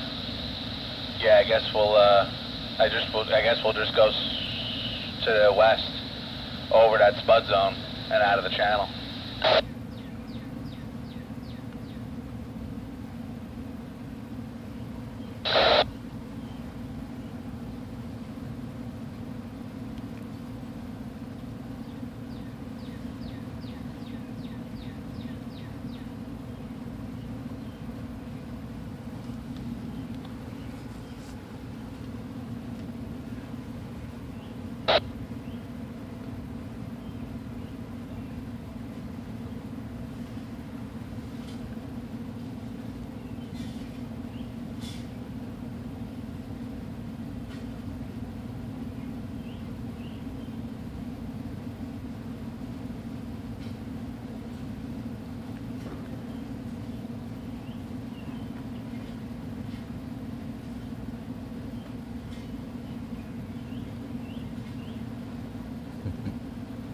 Timmy, you're funny.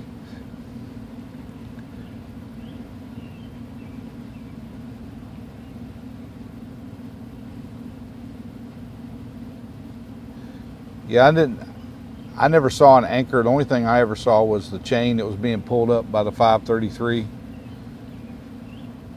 The anchor still may be down there.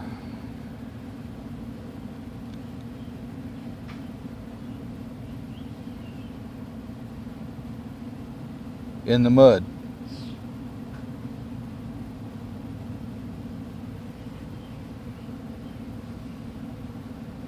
Carol's all set. Okay, Dennis, we're all set when you are. All right, we got to come back to the west about 275, and then we'll go over towards the Columbia. All right.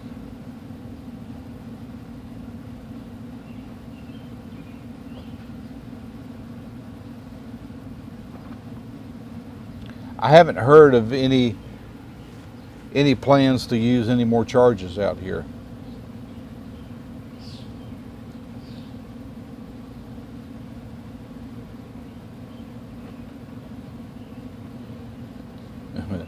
No spud. That's pretty good, James.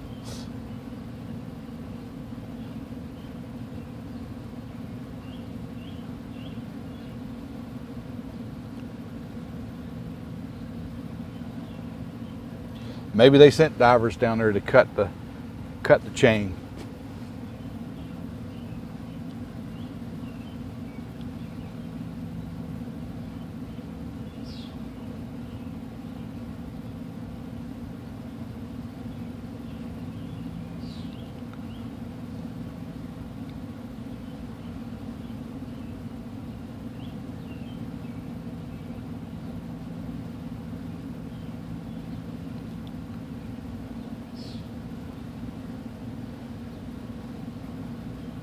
Well, we heard that somebody inbound was requesting some additional room, and we heard traffic from the Oyster Bay that they were going to be making that room.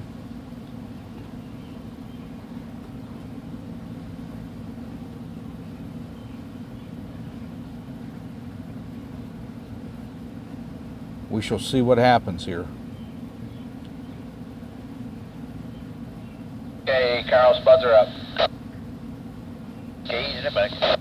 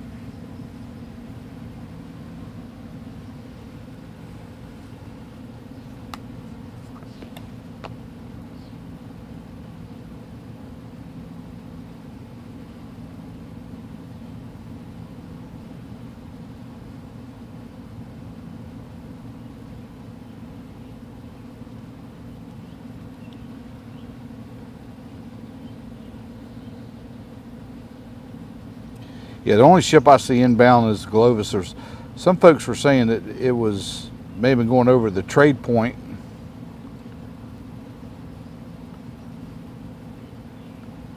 It's making 3.4 knots.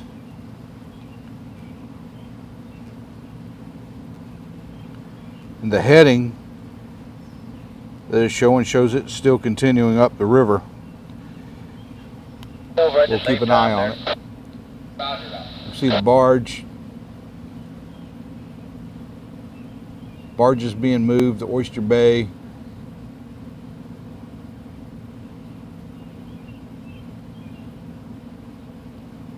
Sliding back out of the channel.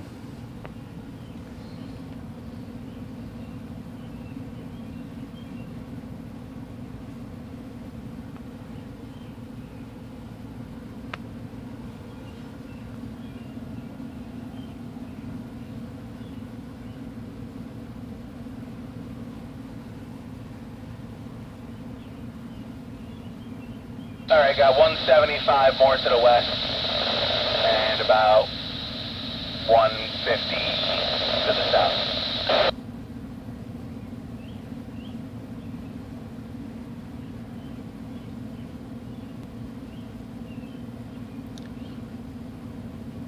I think this is an interesting point of the operation, where they are working in the channel. When a big ship does come in and needs the room, you know, they got to make way. They've got to move those barges out of the way for the ship traffic. Of course, you guys see that takes a little bit of time, a little bit of coordination for that to happen.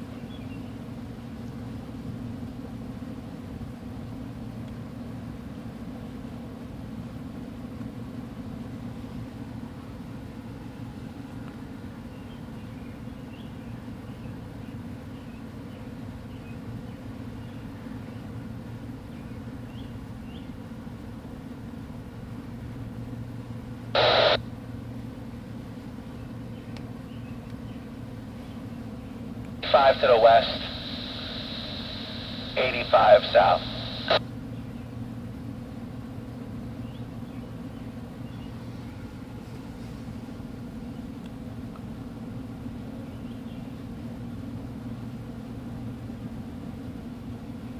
The only thing I see inbound at this time is the Glovis Sun. So maybe the Glovis Sun, its destination changed. You know, they put out a log.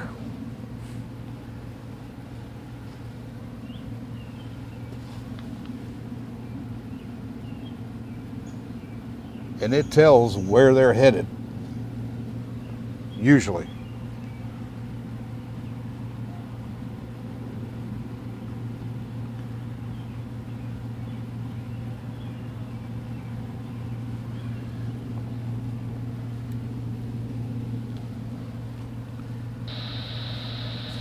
About 20 to the west and about 45 to the south.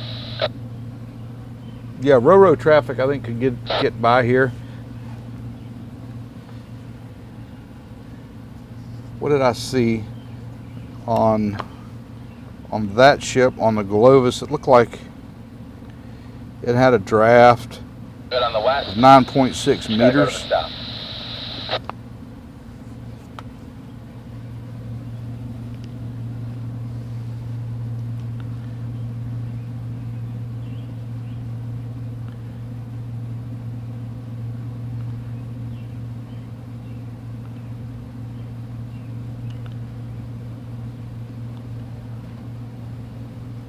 That's like right at 31 and a half feet.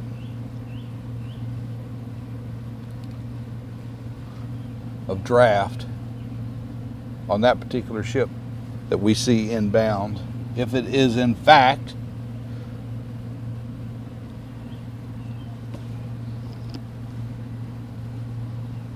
heading this way. A little over 30 feet, 31 and a half feet.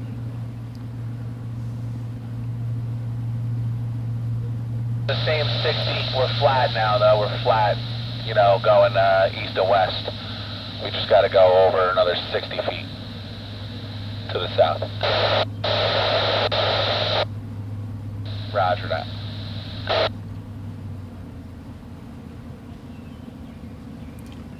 So some of the equipment has to be moved out of the way for some shipping traffic that's inbound.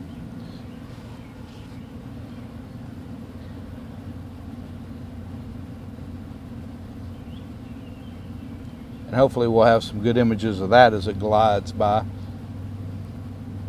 Just after 3 o'clock here locally. We've been up with you guys live for just over 2 hours from Baltimore. We're still here, still covering the story. A few loose ends. We still want to see this channel completely opened up.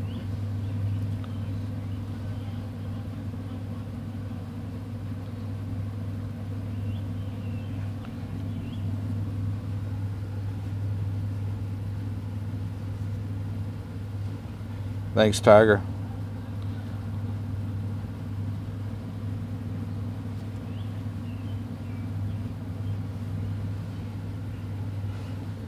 So it's not going to be the Glovis that they moved for. Cap, just let her drift and we'll walk her over. I'm going to put a bow down.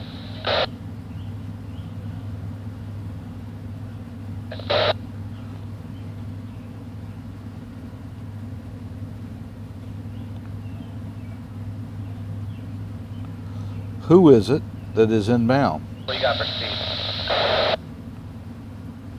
0.8. Yeah, bring me down under half a knot.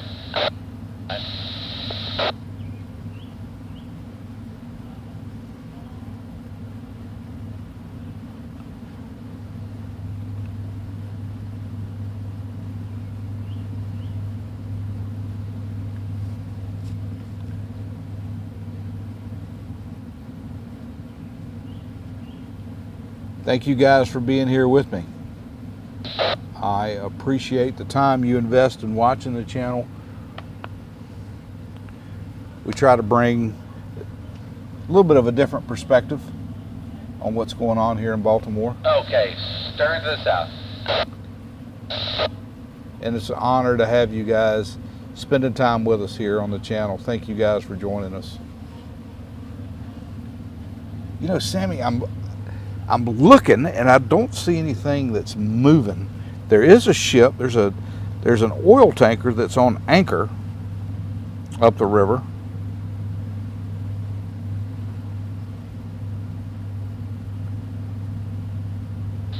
But it's not moving. Here. From here or something. You can't spud down here. Gotta get over near the Columbia and a little further away from the bridge. My bet, from what I see, guys, is going to be this ship right here. The Teal Arrow, because it looks like the Lynn Moran and the Mark Moran are moving into position. Teal Arrow. Let's take a look at her here on the Marine Traffic app.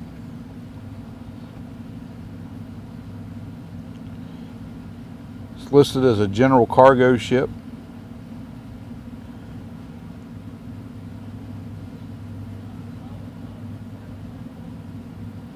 Might this be the one? Might this be the ship that they're looking to try to move? She actually has what's listed here less draft requirements than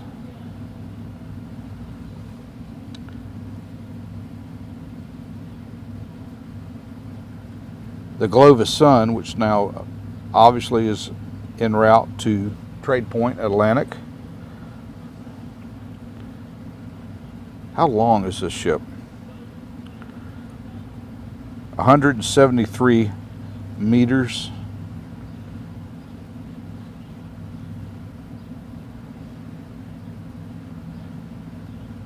Just like you were, and then just bring the stern back. I could put the stern down and bring the bow around the way you were going before. Take stern around to Columbia. What is? Roger that. What does that work out to? 567 feet long. So maybe that's what we're going to see come by, because it looks like the tugs are definitely, the Moran tugs are definitely at that ship. That's going to be my guess.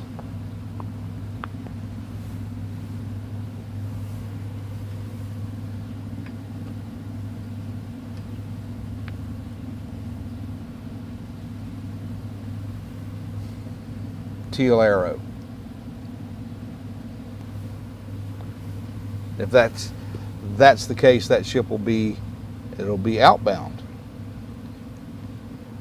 That ship will be outbound. Yeah, it looks like she's just under 600 feet.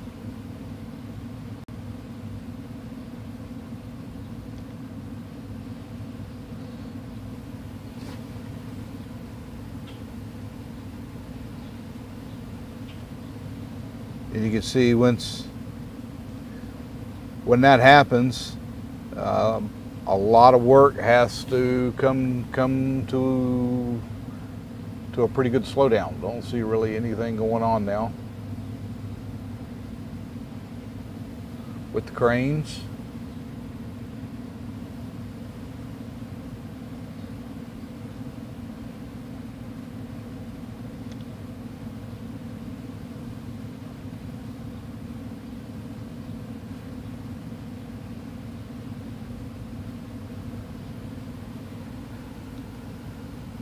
And this is going to be expected while the process is going on. When the big traffic comes and they need the room,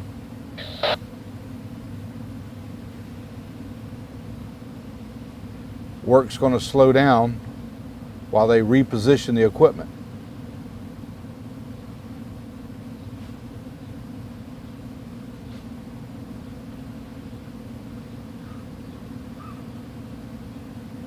Bernard, thanks for joining us.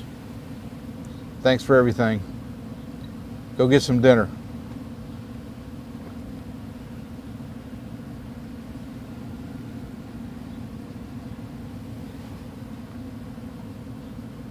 Keep twisting up to the Columbia over there.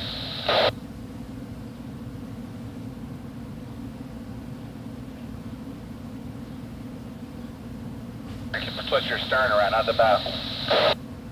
Gordy, I would expect, we see crews up there in man lift working on it. I would expect we'll see the similar type of removal we've seen before with those exposed pieces, where they work on getting as much of it as they can that's above the surface of the water, and then they work on getting the rest of it up afterward.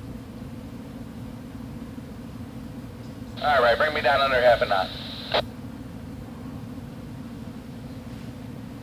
Thomas, considering where the Golden Ray was in the shallow water, trying to roll it back over was, I guess they felt, an impossible task. The water there runs out of our sound.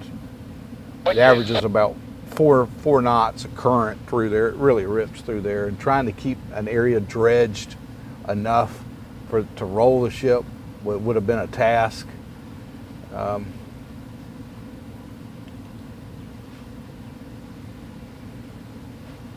All the cargo, the vehicles that are in there, they're held on with straps. A lot of those straps broke when the ship rolled over. Those straps are really designed to keep the cars from moving back and forth on the ship as it makes its way across the ocean. They're not really designed to hold cars and vehicles in a vertical fashion. So a lot of that weight shifted over to that port side when she rolled, and it may have just been an impossibility. The ship may have just ripped in two if they tried to roll it. Yeah, roger that.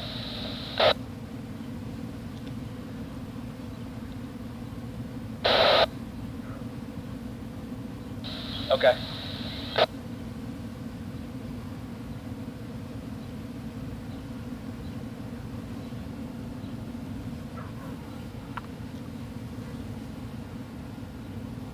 Those car carriers aren't really built for strength.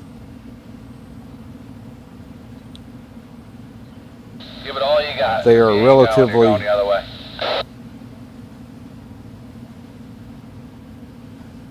relatively thin material on the, especially as you get towards the upper areas. The steel's not very thick. It's maybe 1/4 inch thick. It's there mainly to protect the cars from salt spray while they're making the transit. Now the hull's a little thicker, but you know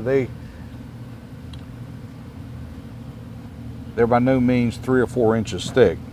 They're usually an inch and 1/4 or so plating on the hull of those ships.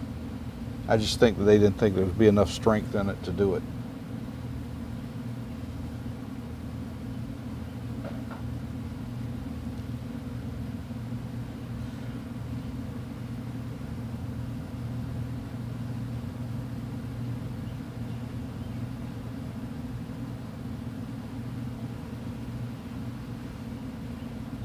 Seeing a little speed, 0.1 knots showing up on the teal arrow. So it looks like they are in fact pulling that ship away from the berth.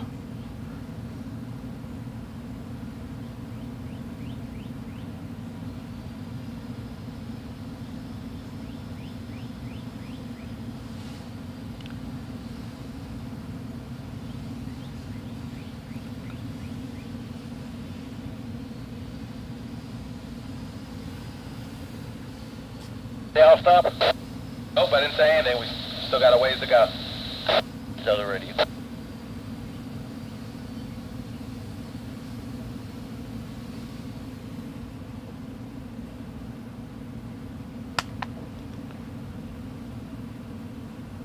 Just looking at some of these other vessels that are in port, trying to get them to load up here.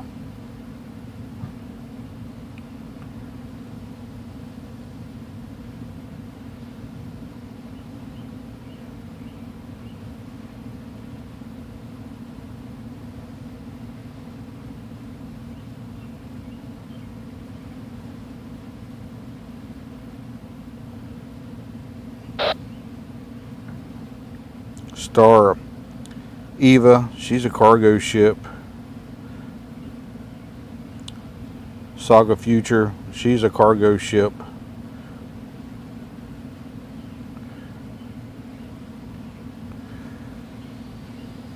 Apollon Highway is there now. She's a car carrier. K-Line, and this is a ship we've seen down in Brunswick, Georgia. There's a little image of her.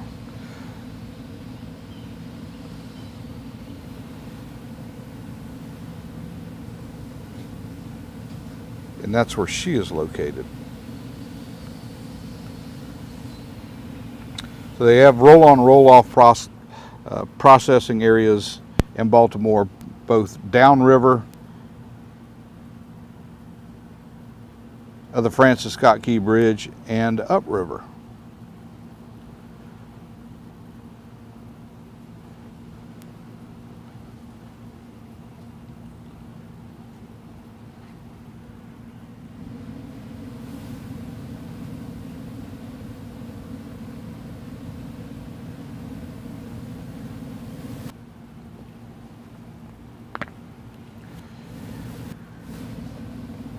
Ro-Ros have some very unique characteristics to me.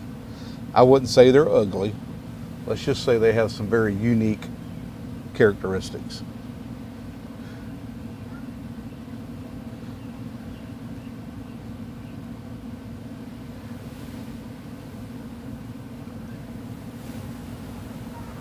Thanks guys for joining us here. We're planning on running the stream.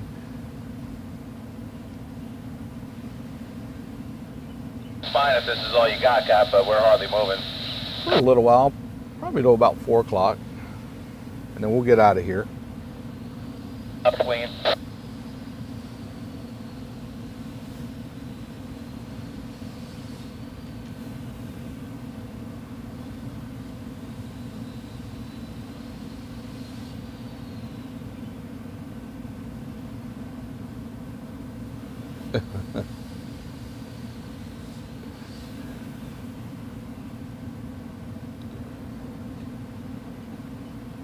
If you're just joining us, we're looking at the site. This is where the dolly was sitting up until Monday morning.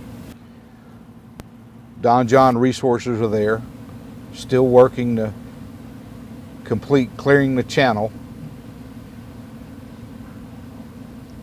from the debris. They have just moved some of their assets back out of the channel. They have an outbound ship now. That ship is in the process of leaving its berth. It has a couple of the Moran tugs with it, Lynn Moran and Mark Moran. Those tugs utilized for the moving of dolly on Monday morning.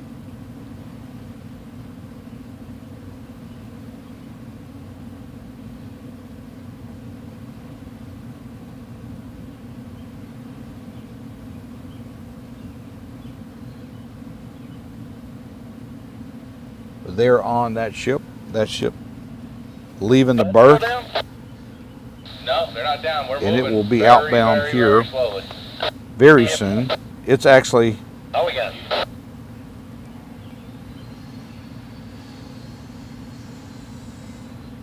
up past the dolly a little bit.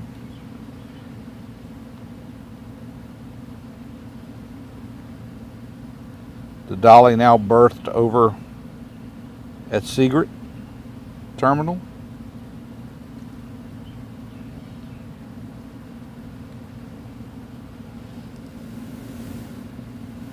You can see the teal arrow now away from the berth, and with the aid of the Lynn Moran and the Mark Moran, looks like she is making a turn. 0.8 knots. She'll make that turn and begin heading downriver towards where we are.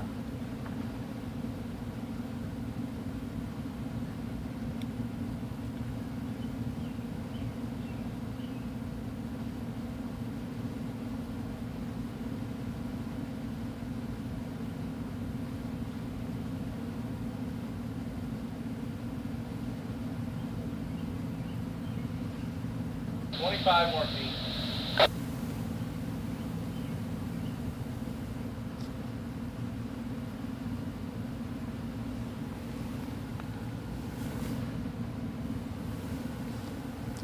Looking at more traffic over here in Baltimore.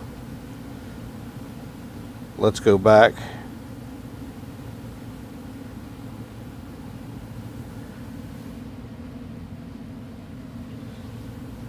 And this is over at the Trade Point area, and we see the Glovis Sun on her way in to the Trade Point area.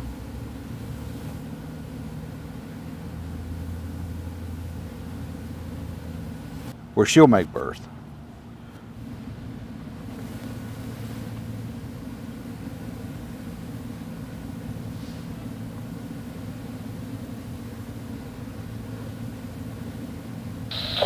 More feet. Tony, thanks for stopping in. Appreciate your insight here with the Minorcan Navy. That's awesome.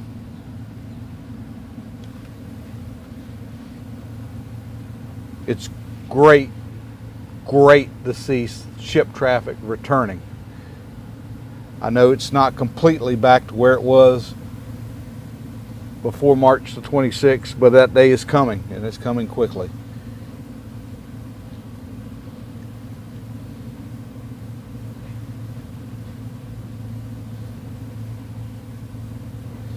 Trade Point Atlantic is downriver from the bridge. Trade Point Atlantic has continued to see ships inbound, car carriers, ro-ros inbound. Those guys have continued to work over there. It's the guys working these container areas and these areas upriver that have really taken a beating since the accident happened.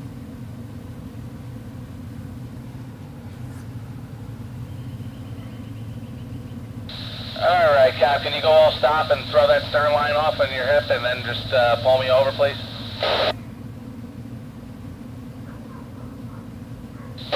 Kelly, that's not uncommon to see with a ro-ro because of where that loading ramp is on the stern of those ships.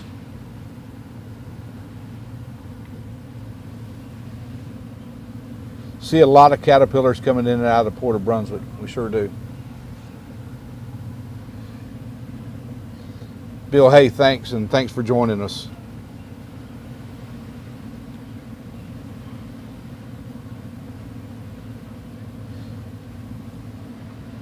Still seeing a little movement over at the site, but not like we were. Again, they had to move around a little bit to allow for some shipping traffic that is now outbound.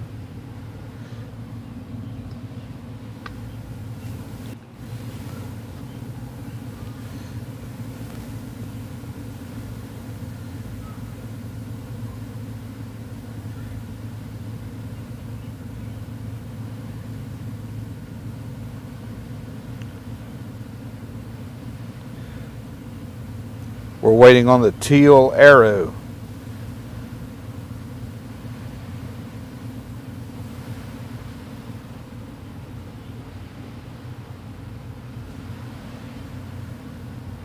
She is the ship that is outbound. Cargo ship. General cargo.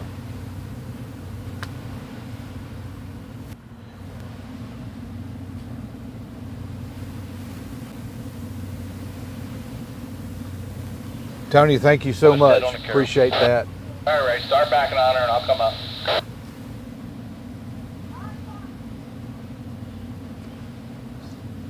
I wish we weren't here in Baltimore covering this story. Baltimore's been hurting, guys.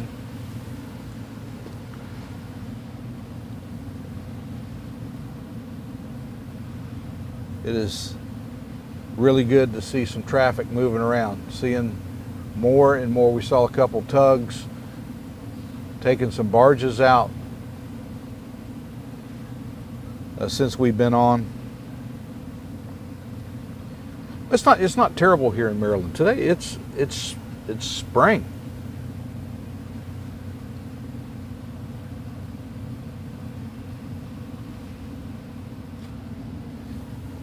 Spring is here. And the good news here in Baltimore is there is a large portion of that channel, the federal channel, that has been opened up to what, 48 feet? Is that what we're seeing? Still not down. I think the chart that I saw showed 54 feet. There's still some work to do. However, the crew that's here working it, some of the best in the world.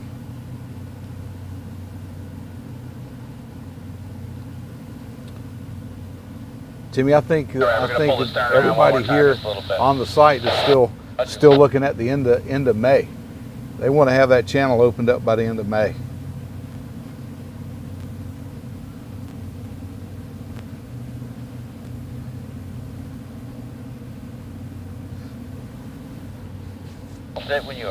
Mark, you know, both McAllister and Moran, I guess they're the house tugs here. You know, they work the traffic in and out of the port.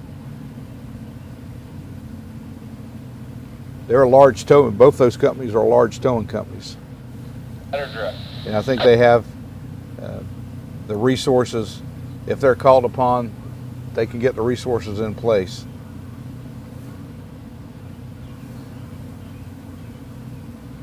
All set. Thanks, Top. You know, that was a discussion we were having earlier. The distance, how high a potential new bridge would be. And I brought up that, you know, the utility lines cross over here at 135 feet. Yes, they could be raised. Will they be raised? I don't know. Good question.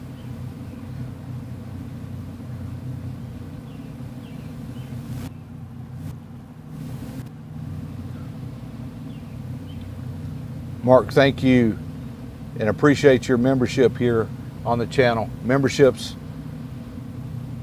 are available. You guys want to help the channel out, and for those of you who have, I salute you. Thank you so much.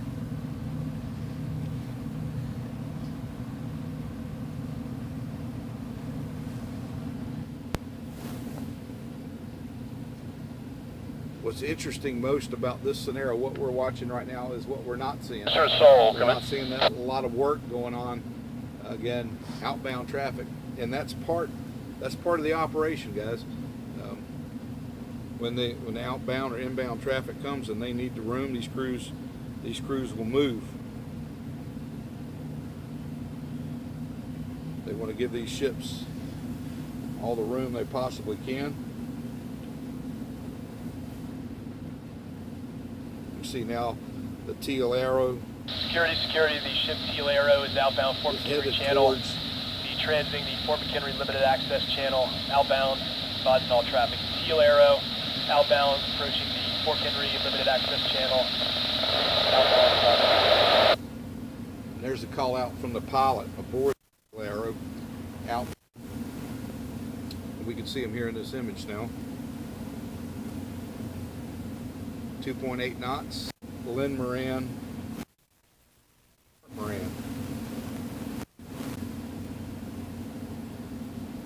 On that vessel. Wait, we'll see her here shortly.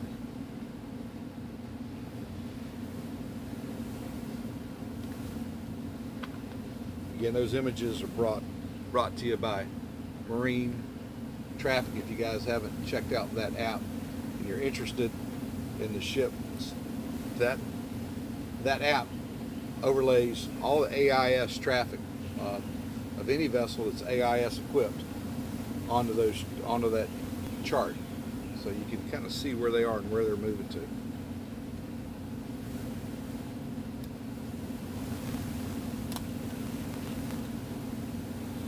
You guys know what it is. Battery monster. Thanks. Battery monster.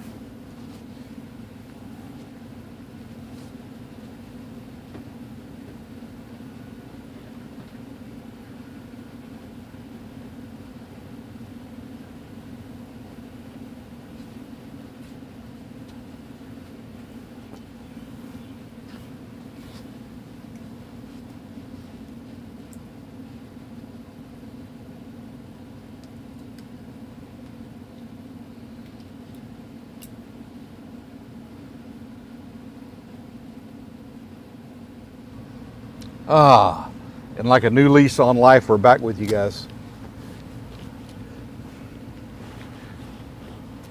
Those of you who have been with me through this event know the battery monster attacks.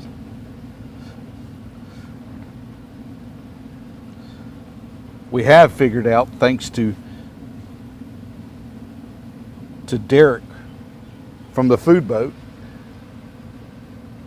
how to power the receiver part of the operation. So that's helped us. We don't have near the interruptions that we were having.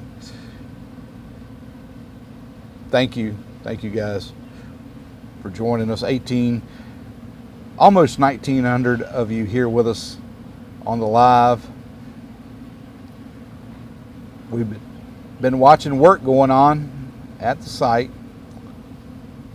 Work's kind of been temporarily halted while we are waiting for outbound traffic heading out of the Port of Baltimore.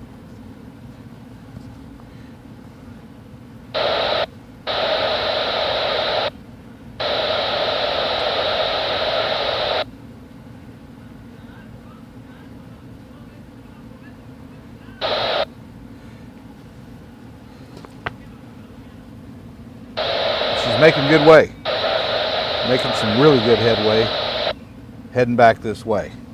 Teal Arrow now making 5.2 knots under the escort of the Lynn Moran and the Mark Moran tugs. got a little ways to go to get to us. We're down here.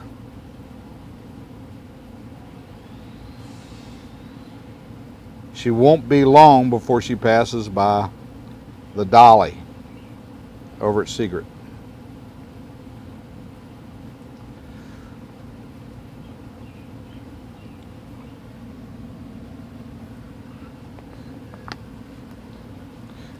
Love my marine traffic app.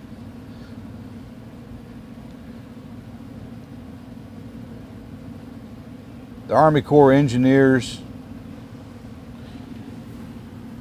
the U.S. Coast Guard, the entire group that comprised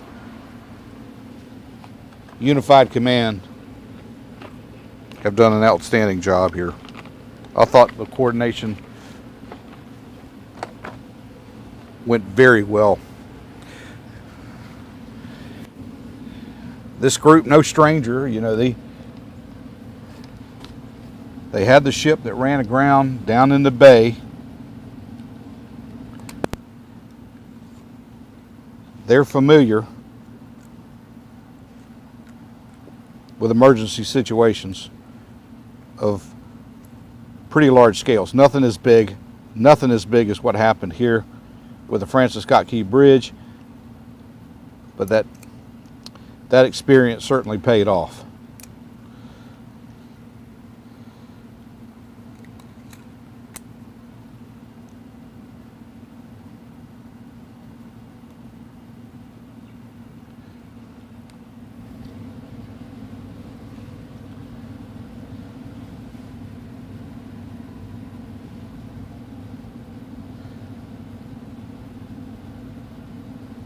We are going to keep the live stream up until 4 o'clock. We're going to keep it up until 4 o'clock or until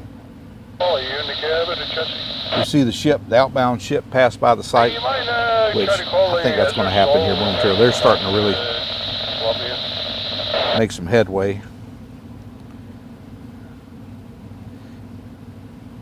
They are now passing by the Dolly, making almost 6 knots. We need you to come out to the Green Barge, Columbia, to do that, do some shifting with it over by the bridge site. 6 knots and moving, and if they are being escorted by those tugs, you know, a lot of people said early it's you know, trying to move tugs downriver for that length from the terminals out to the bridge. It's just going to be too slow. Guys, they're making almost 6 knots.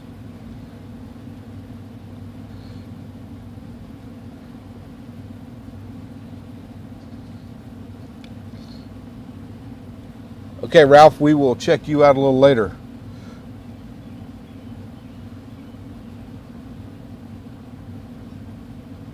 Ah, thanks, Joe. They got a proposal to raise the power lines, huh? I haven't had dinner at Cookies. I understand it's very good. Cookies is my breakfast spot, and I do enjoy going in there. Great hometown feel there at the Cookies restaurant.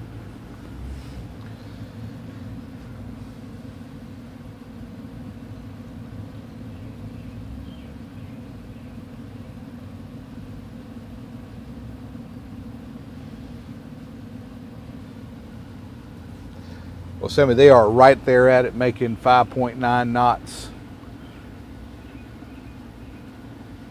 Heading out.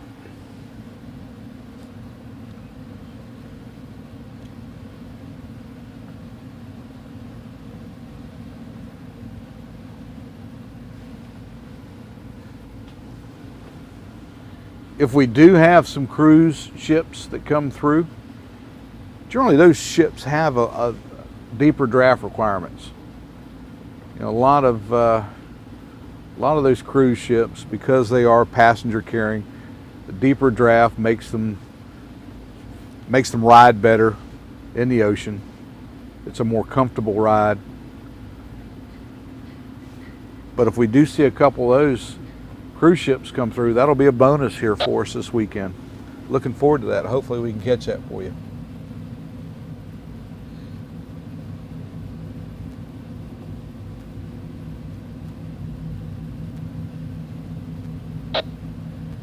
Ms. Malmstrom, it may not be an issue. Once the new bridge is designed and they lay the plans out, we may see that the support piers for a new bridge may not even be into play. They may be so far out of the shipping channel that the chances of a ship getting up there would require, I don't know, something crazy, really crazy to happen. Because in this channel, it's dredged to maintain the shipping lane. Outside of that shipping lane, it really shallows up really quick.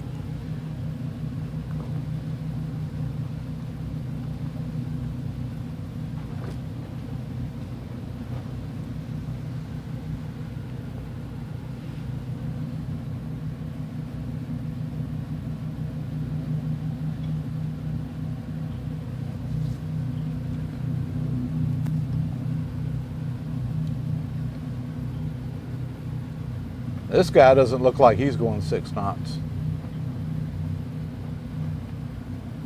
Wow. He might be on the way down to see some Blue Angels. Blue Angels scheduled to perform down in Annapolis today for graduation day down at the Naval Academy.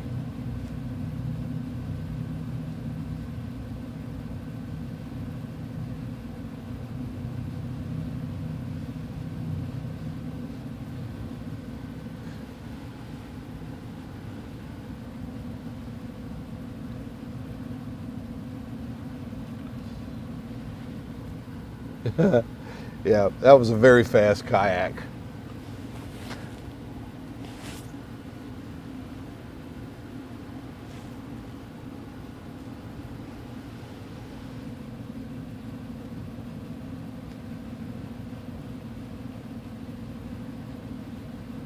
Thank you, Fleet Week, exactly.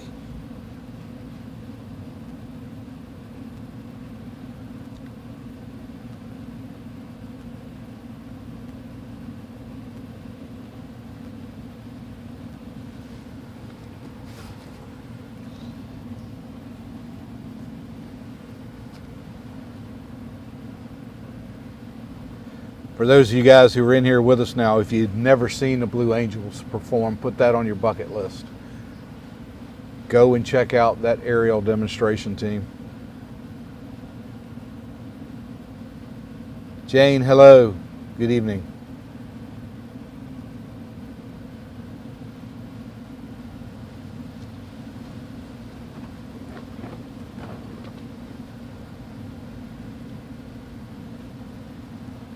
I can't see new construction of the bridge utilizing the old approaches or the spans that are in place. I would expect to see all of that redone. May surprise you, but I would expect, especially if they're planning on widening the road to a 6-lane. I just think I can't see them keeping that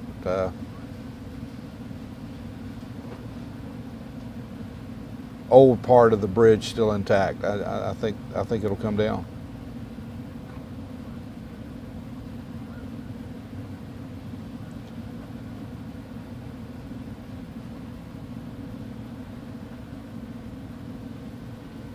Those aerial teams, both the Air Force, I should say all three. I had the opportunity to watch the Golden Knights Army parachute team in action at an air show. Phenomenal show.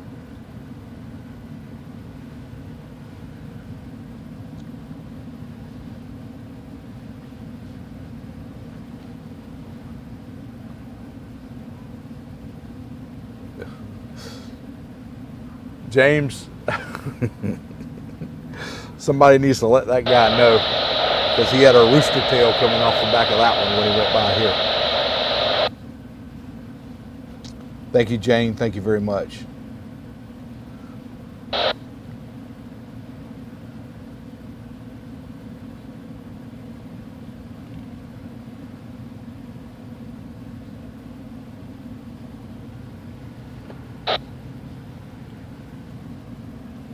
Work has slowed down here at the site, waiting on outbound traffic. You guys are going to get to see it live here.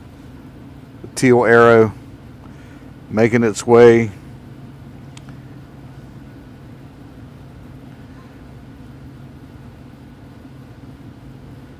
downriver.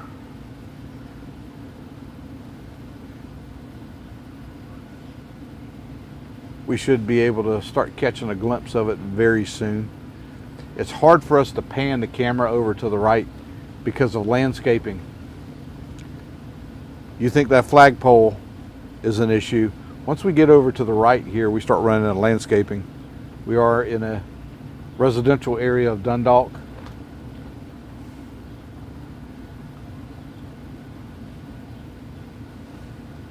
And it's hard for us to pan to the right.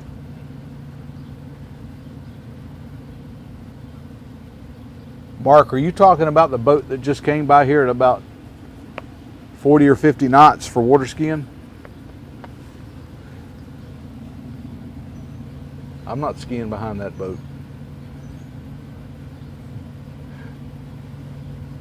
That boat's built to do exactly what you guys just saw it do in that 3.2 seconds it was in the frame. Go fast, pass everything on the river except the gas pump.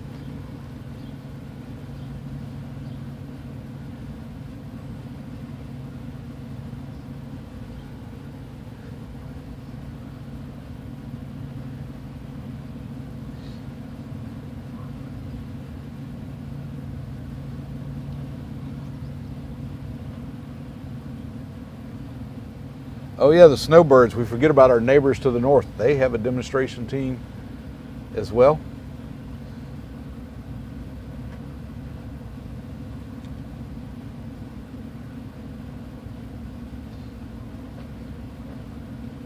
Yeah, Rob and Robin have been very gracious in allowing all of you here onto their property to be able to take a look at the site.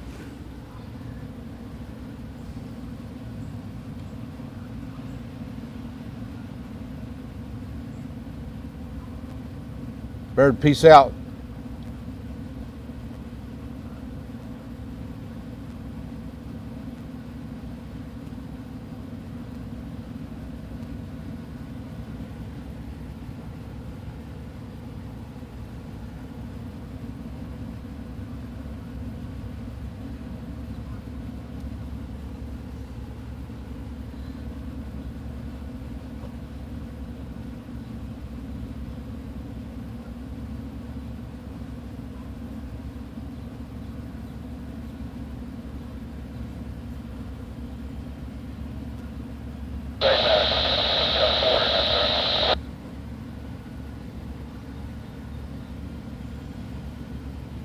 I can't see the ship, but I can hear the tugs. From my vantage point, I can hear the tugs. The low growl of those tugs working that ship.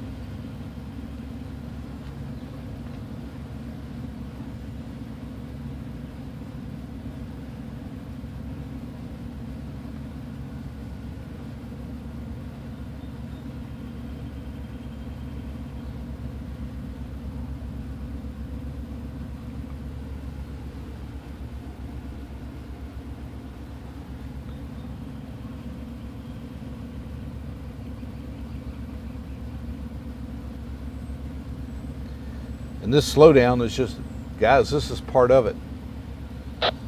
That's one thing during my days covering the Golden Ray. Sometimes the story was not the work that was getting done, but delays that caused work to slow down. This is part of what these guys have to work through to be able to get in here and do it and keep the port flowing. From what I understand, the last declaration that came from the captain of the port, they'll be escorting these ships out past the site before they cut them loose.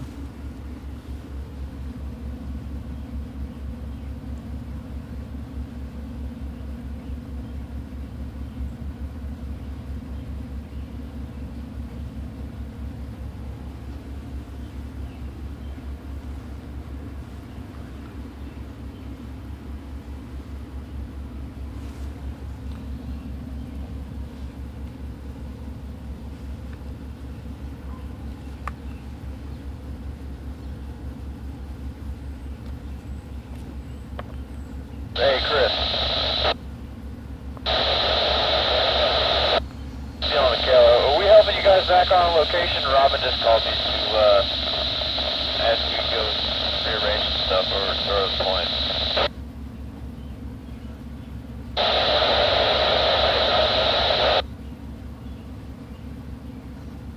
We're going to stay with you guys here until we see the teal arrow cross by the site, and it may wind up being.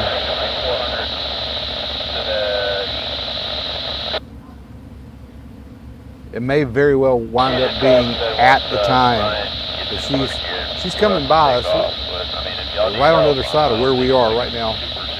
Can't see it, but we can hear it.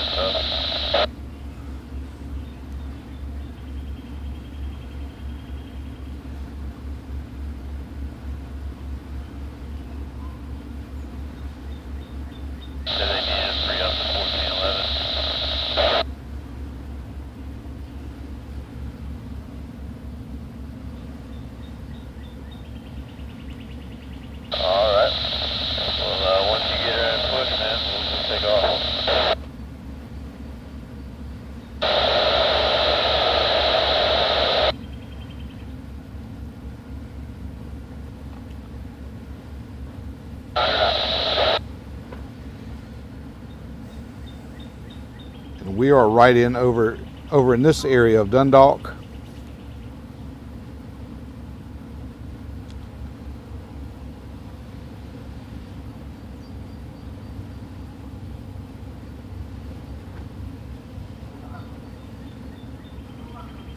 So the ship is just about parallel from where we are. As soon as it clears a little bit of landscaping that's between us and it, we're going to show you that ship.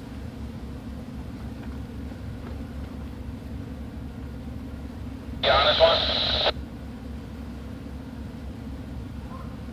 Okay.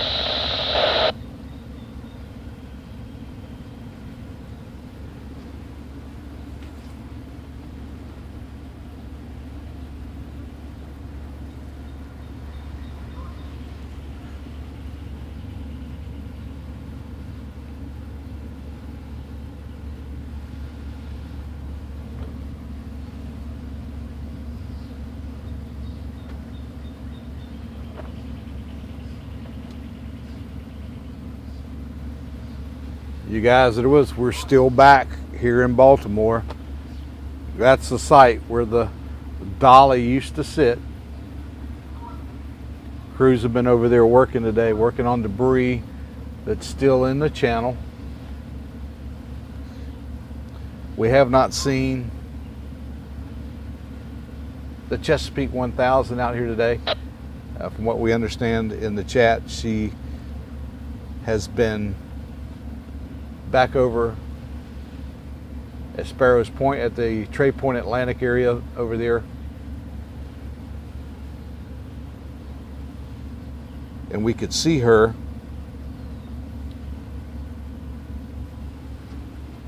over on the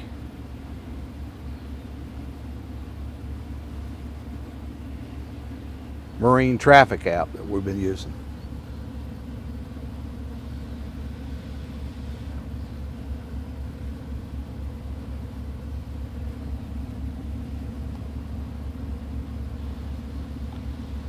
Still watching the teal arrow making her way out. Expect to see her visible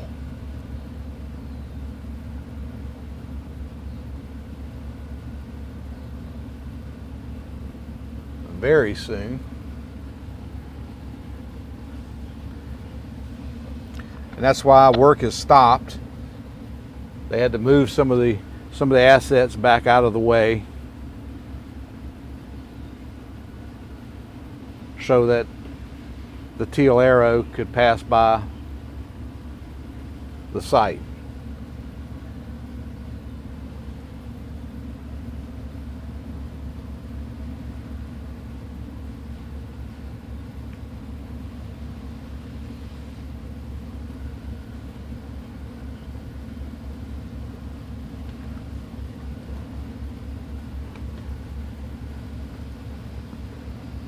Wind's picking up out here just a little bit.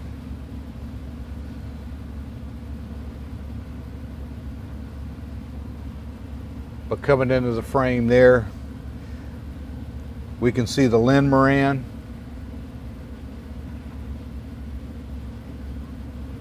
Now that's one of those tractor tugs. She can pull just as well forward as she can in reverse.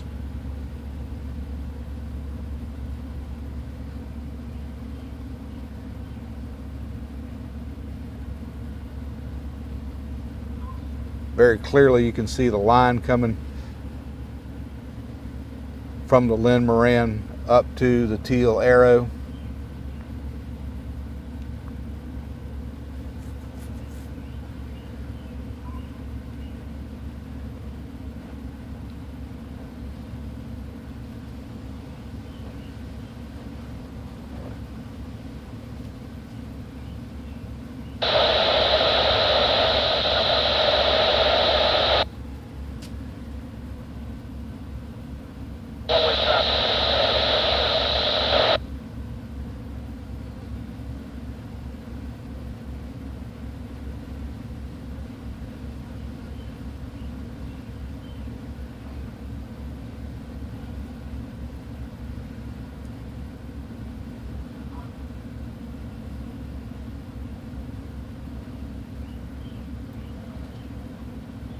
And there we'll get a look at the Mark Moran trailing along behind.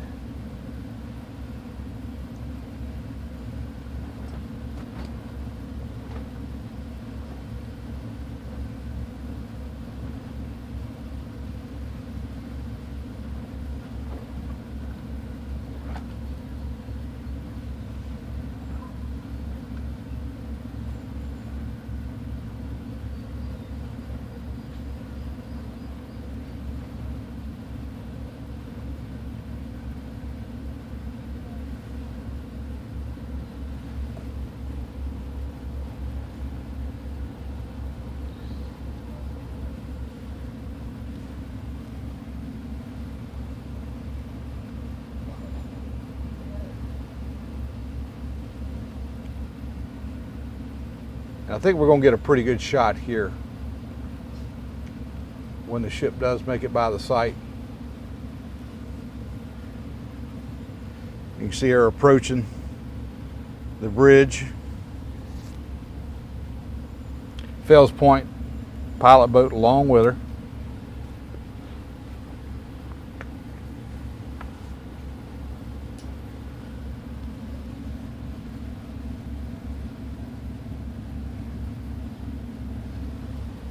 Of course, after the ship clears the site, those assets, Oyster Bay that had to move back, see her reposition and probably see some work resume there.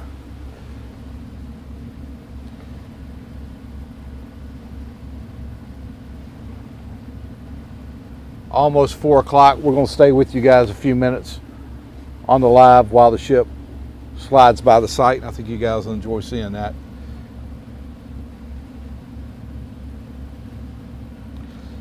2,100 of you here with us. Thanks guys for joining us. We're back live out at the site. Work temporarily slowed down for this outbound traffic that we're getting ready to see.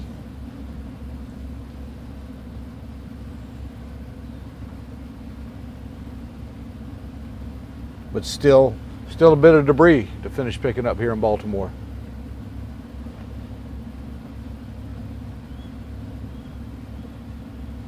Wayne, that's what we've been watching. We've been watching them working on that truss. They've been working on some rigging on it. We've seen some personnel up in a man lift working on it. They had to pull back to allow for this outbound traffic that we're getting ready to see come by.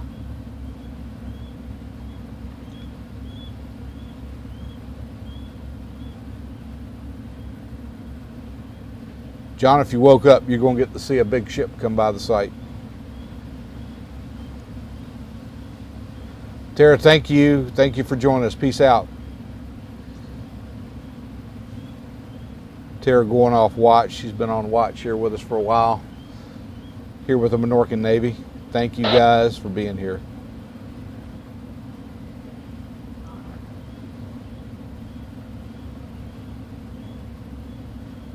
Carlos, I think if we turn loose too much of that steel at one time, we might see the Skyhook helicopter go to the bottom too. It's a lot of weight.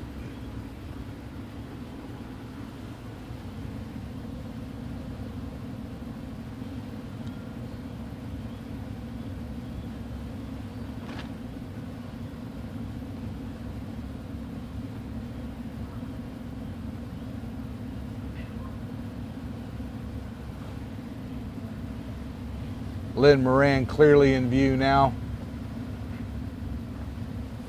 as we watch the teal arrow glide by outbound.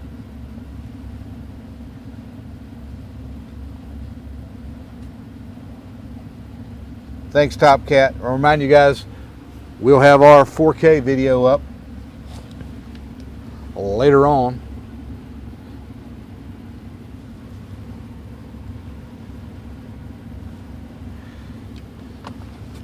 This evening.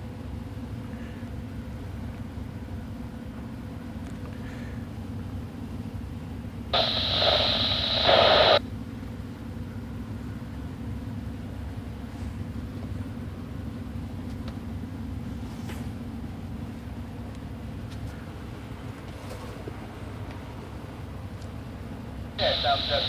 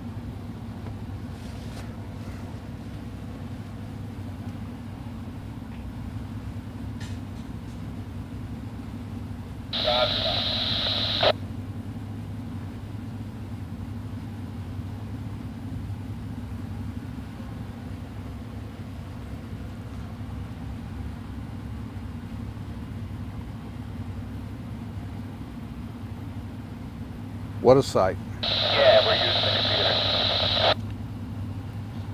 Well, guys, I think that's going to do it for us here. Again, thanks to the moderators, Tiger, Brenner, Teresa, thank you guys for being here today. Thank you guys for joining us as well. We'll be back tomorrow We're going to be earlier. Hopefully we'll be up by 10 o'clock, maybe a little earlier. If you haven't done it yet, go ahead and subscribe to the channel. Make sure that notification bell is checked to all. Leave us some comments. Hey, as always, we want to say, hey, you guys be careful out there. You guys take care.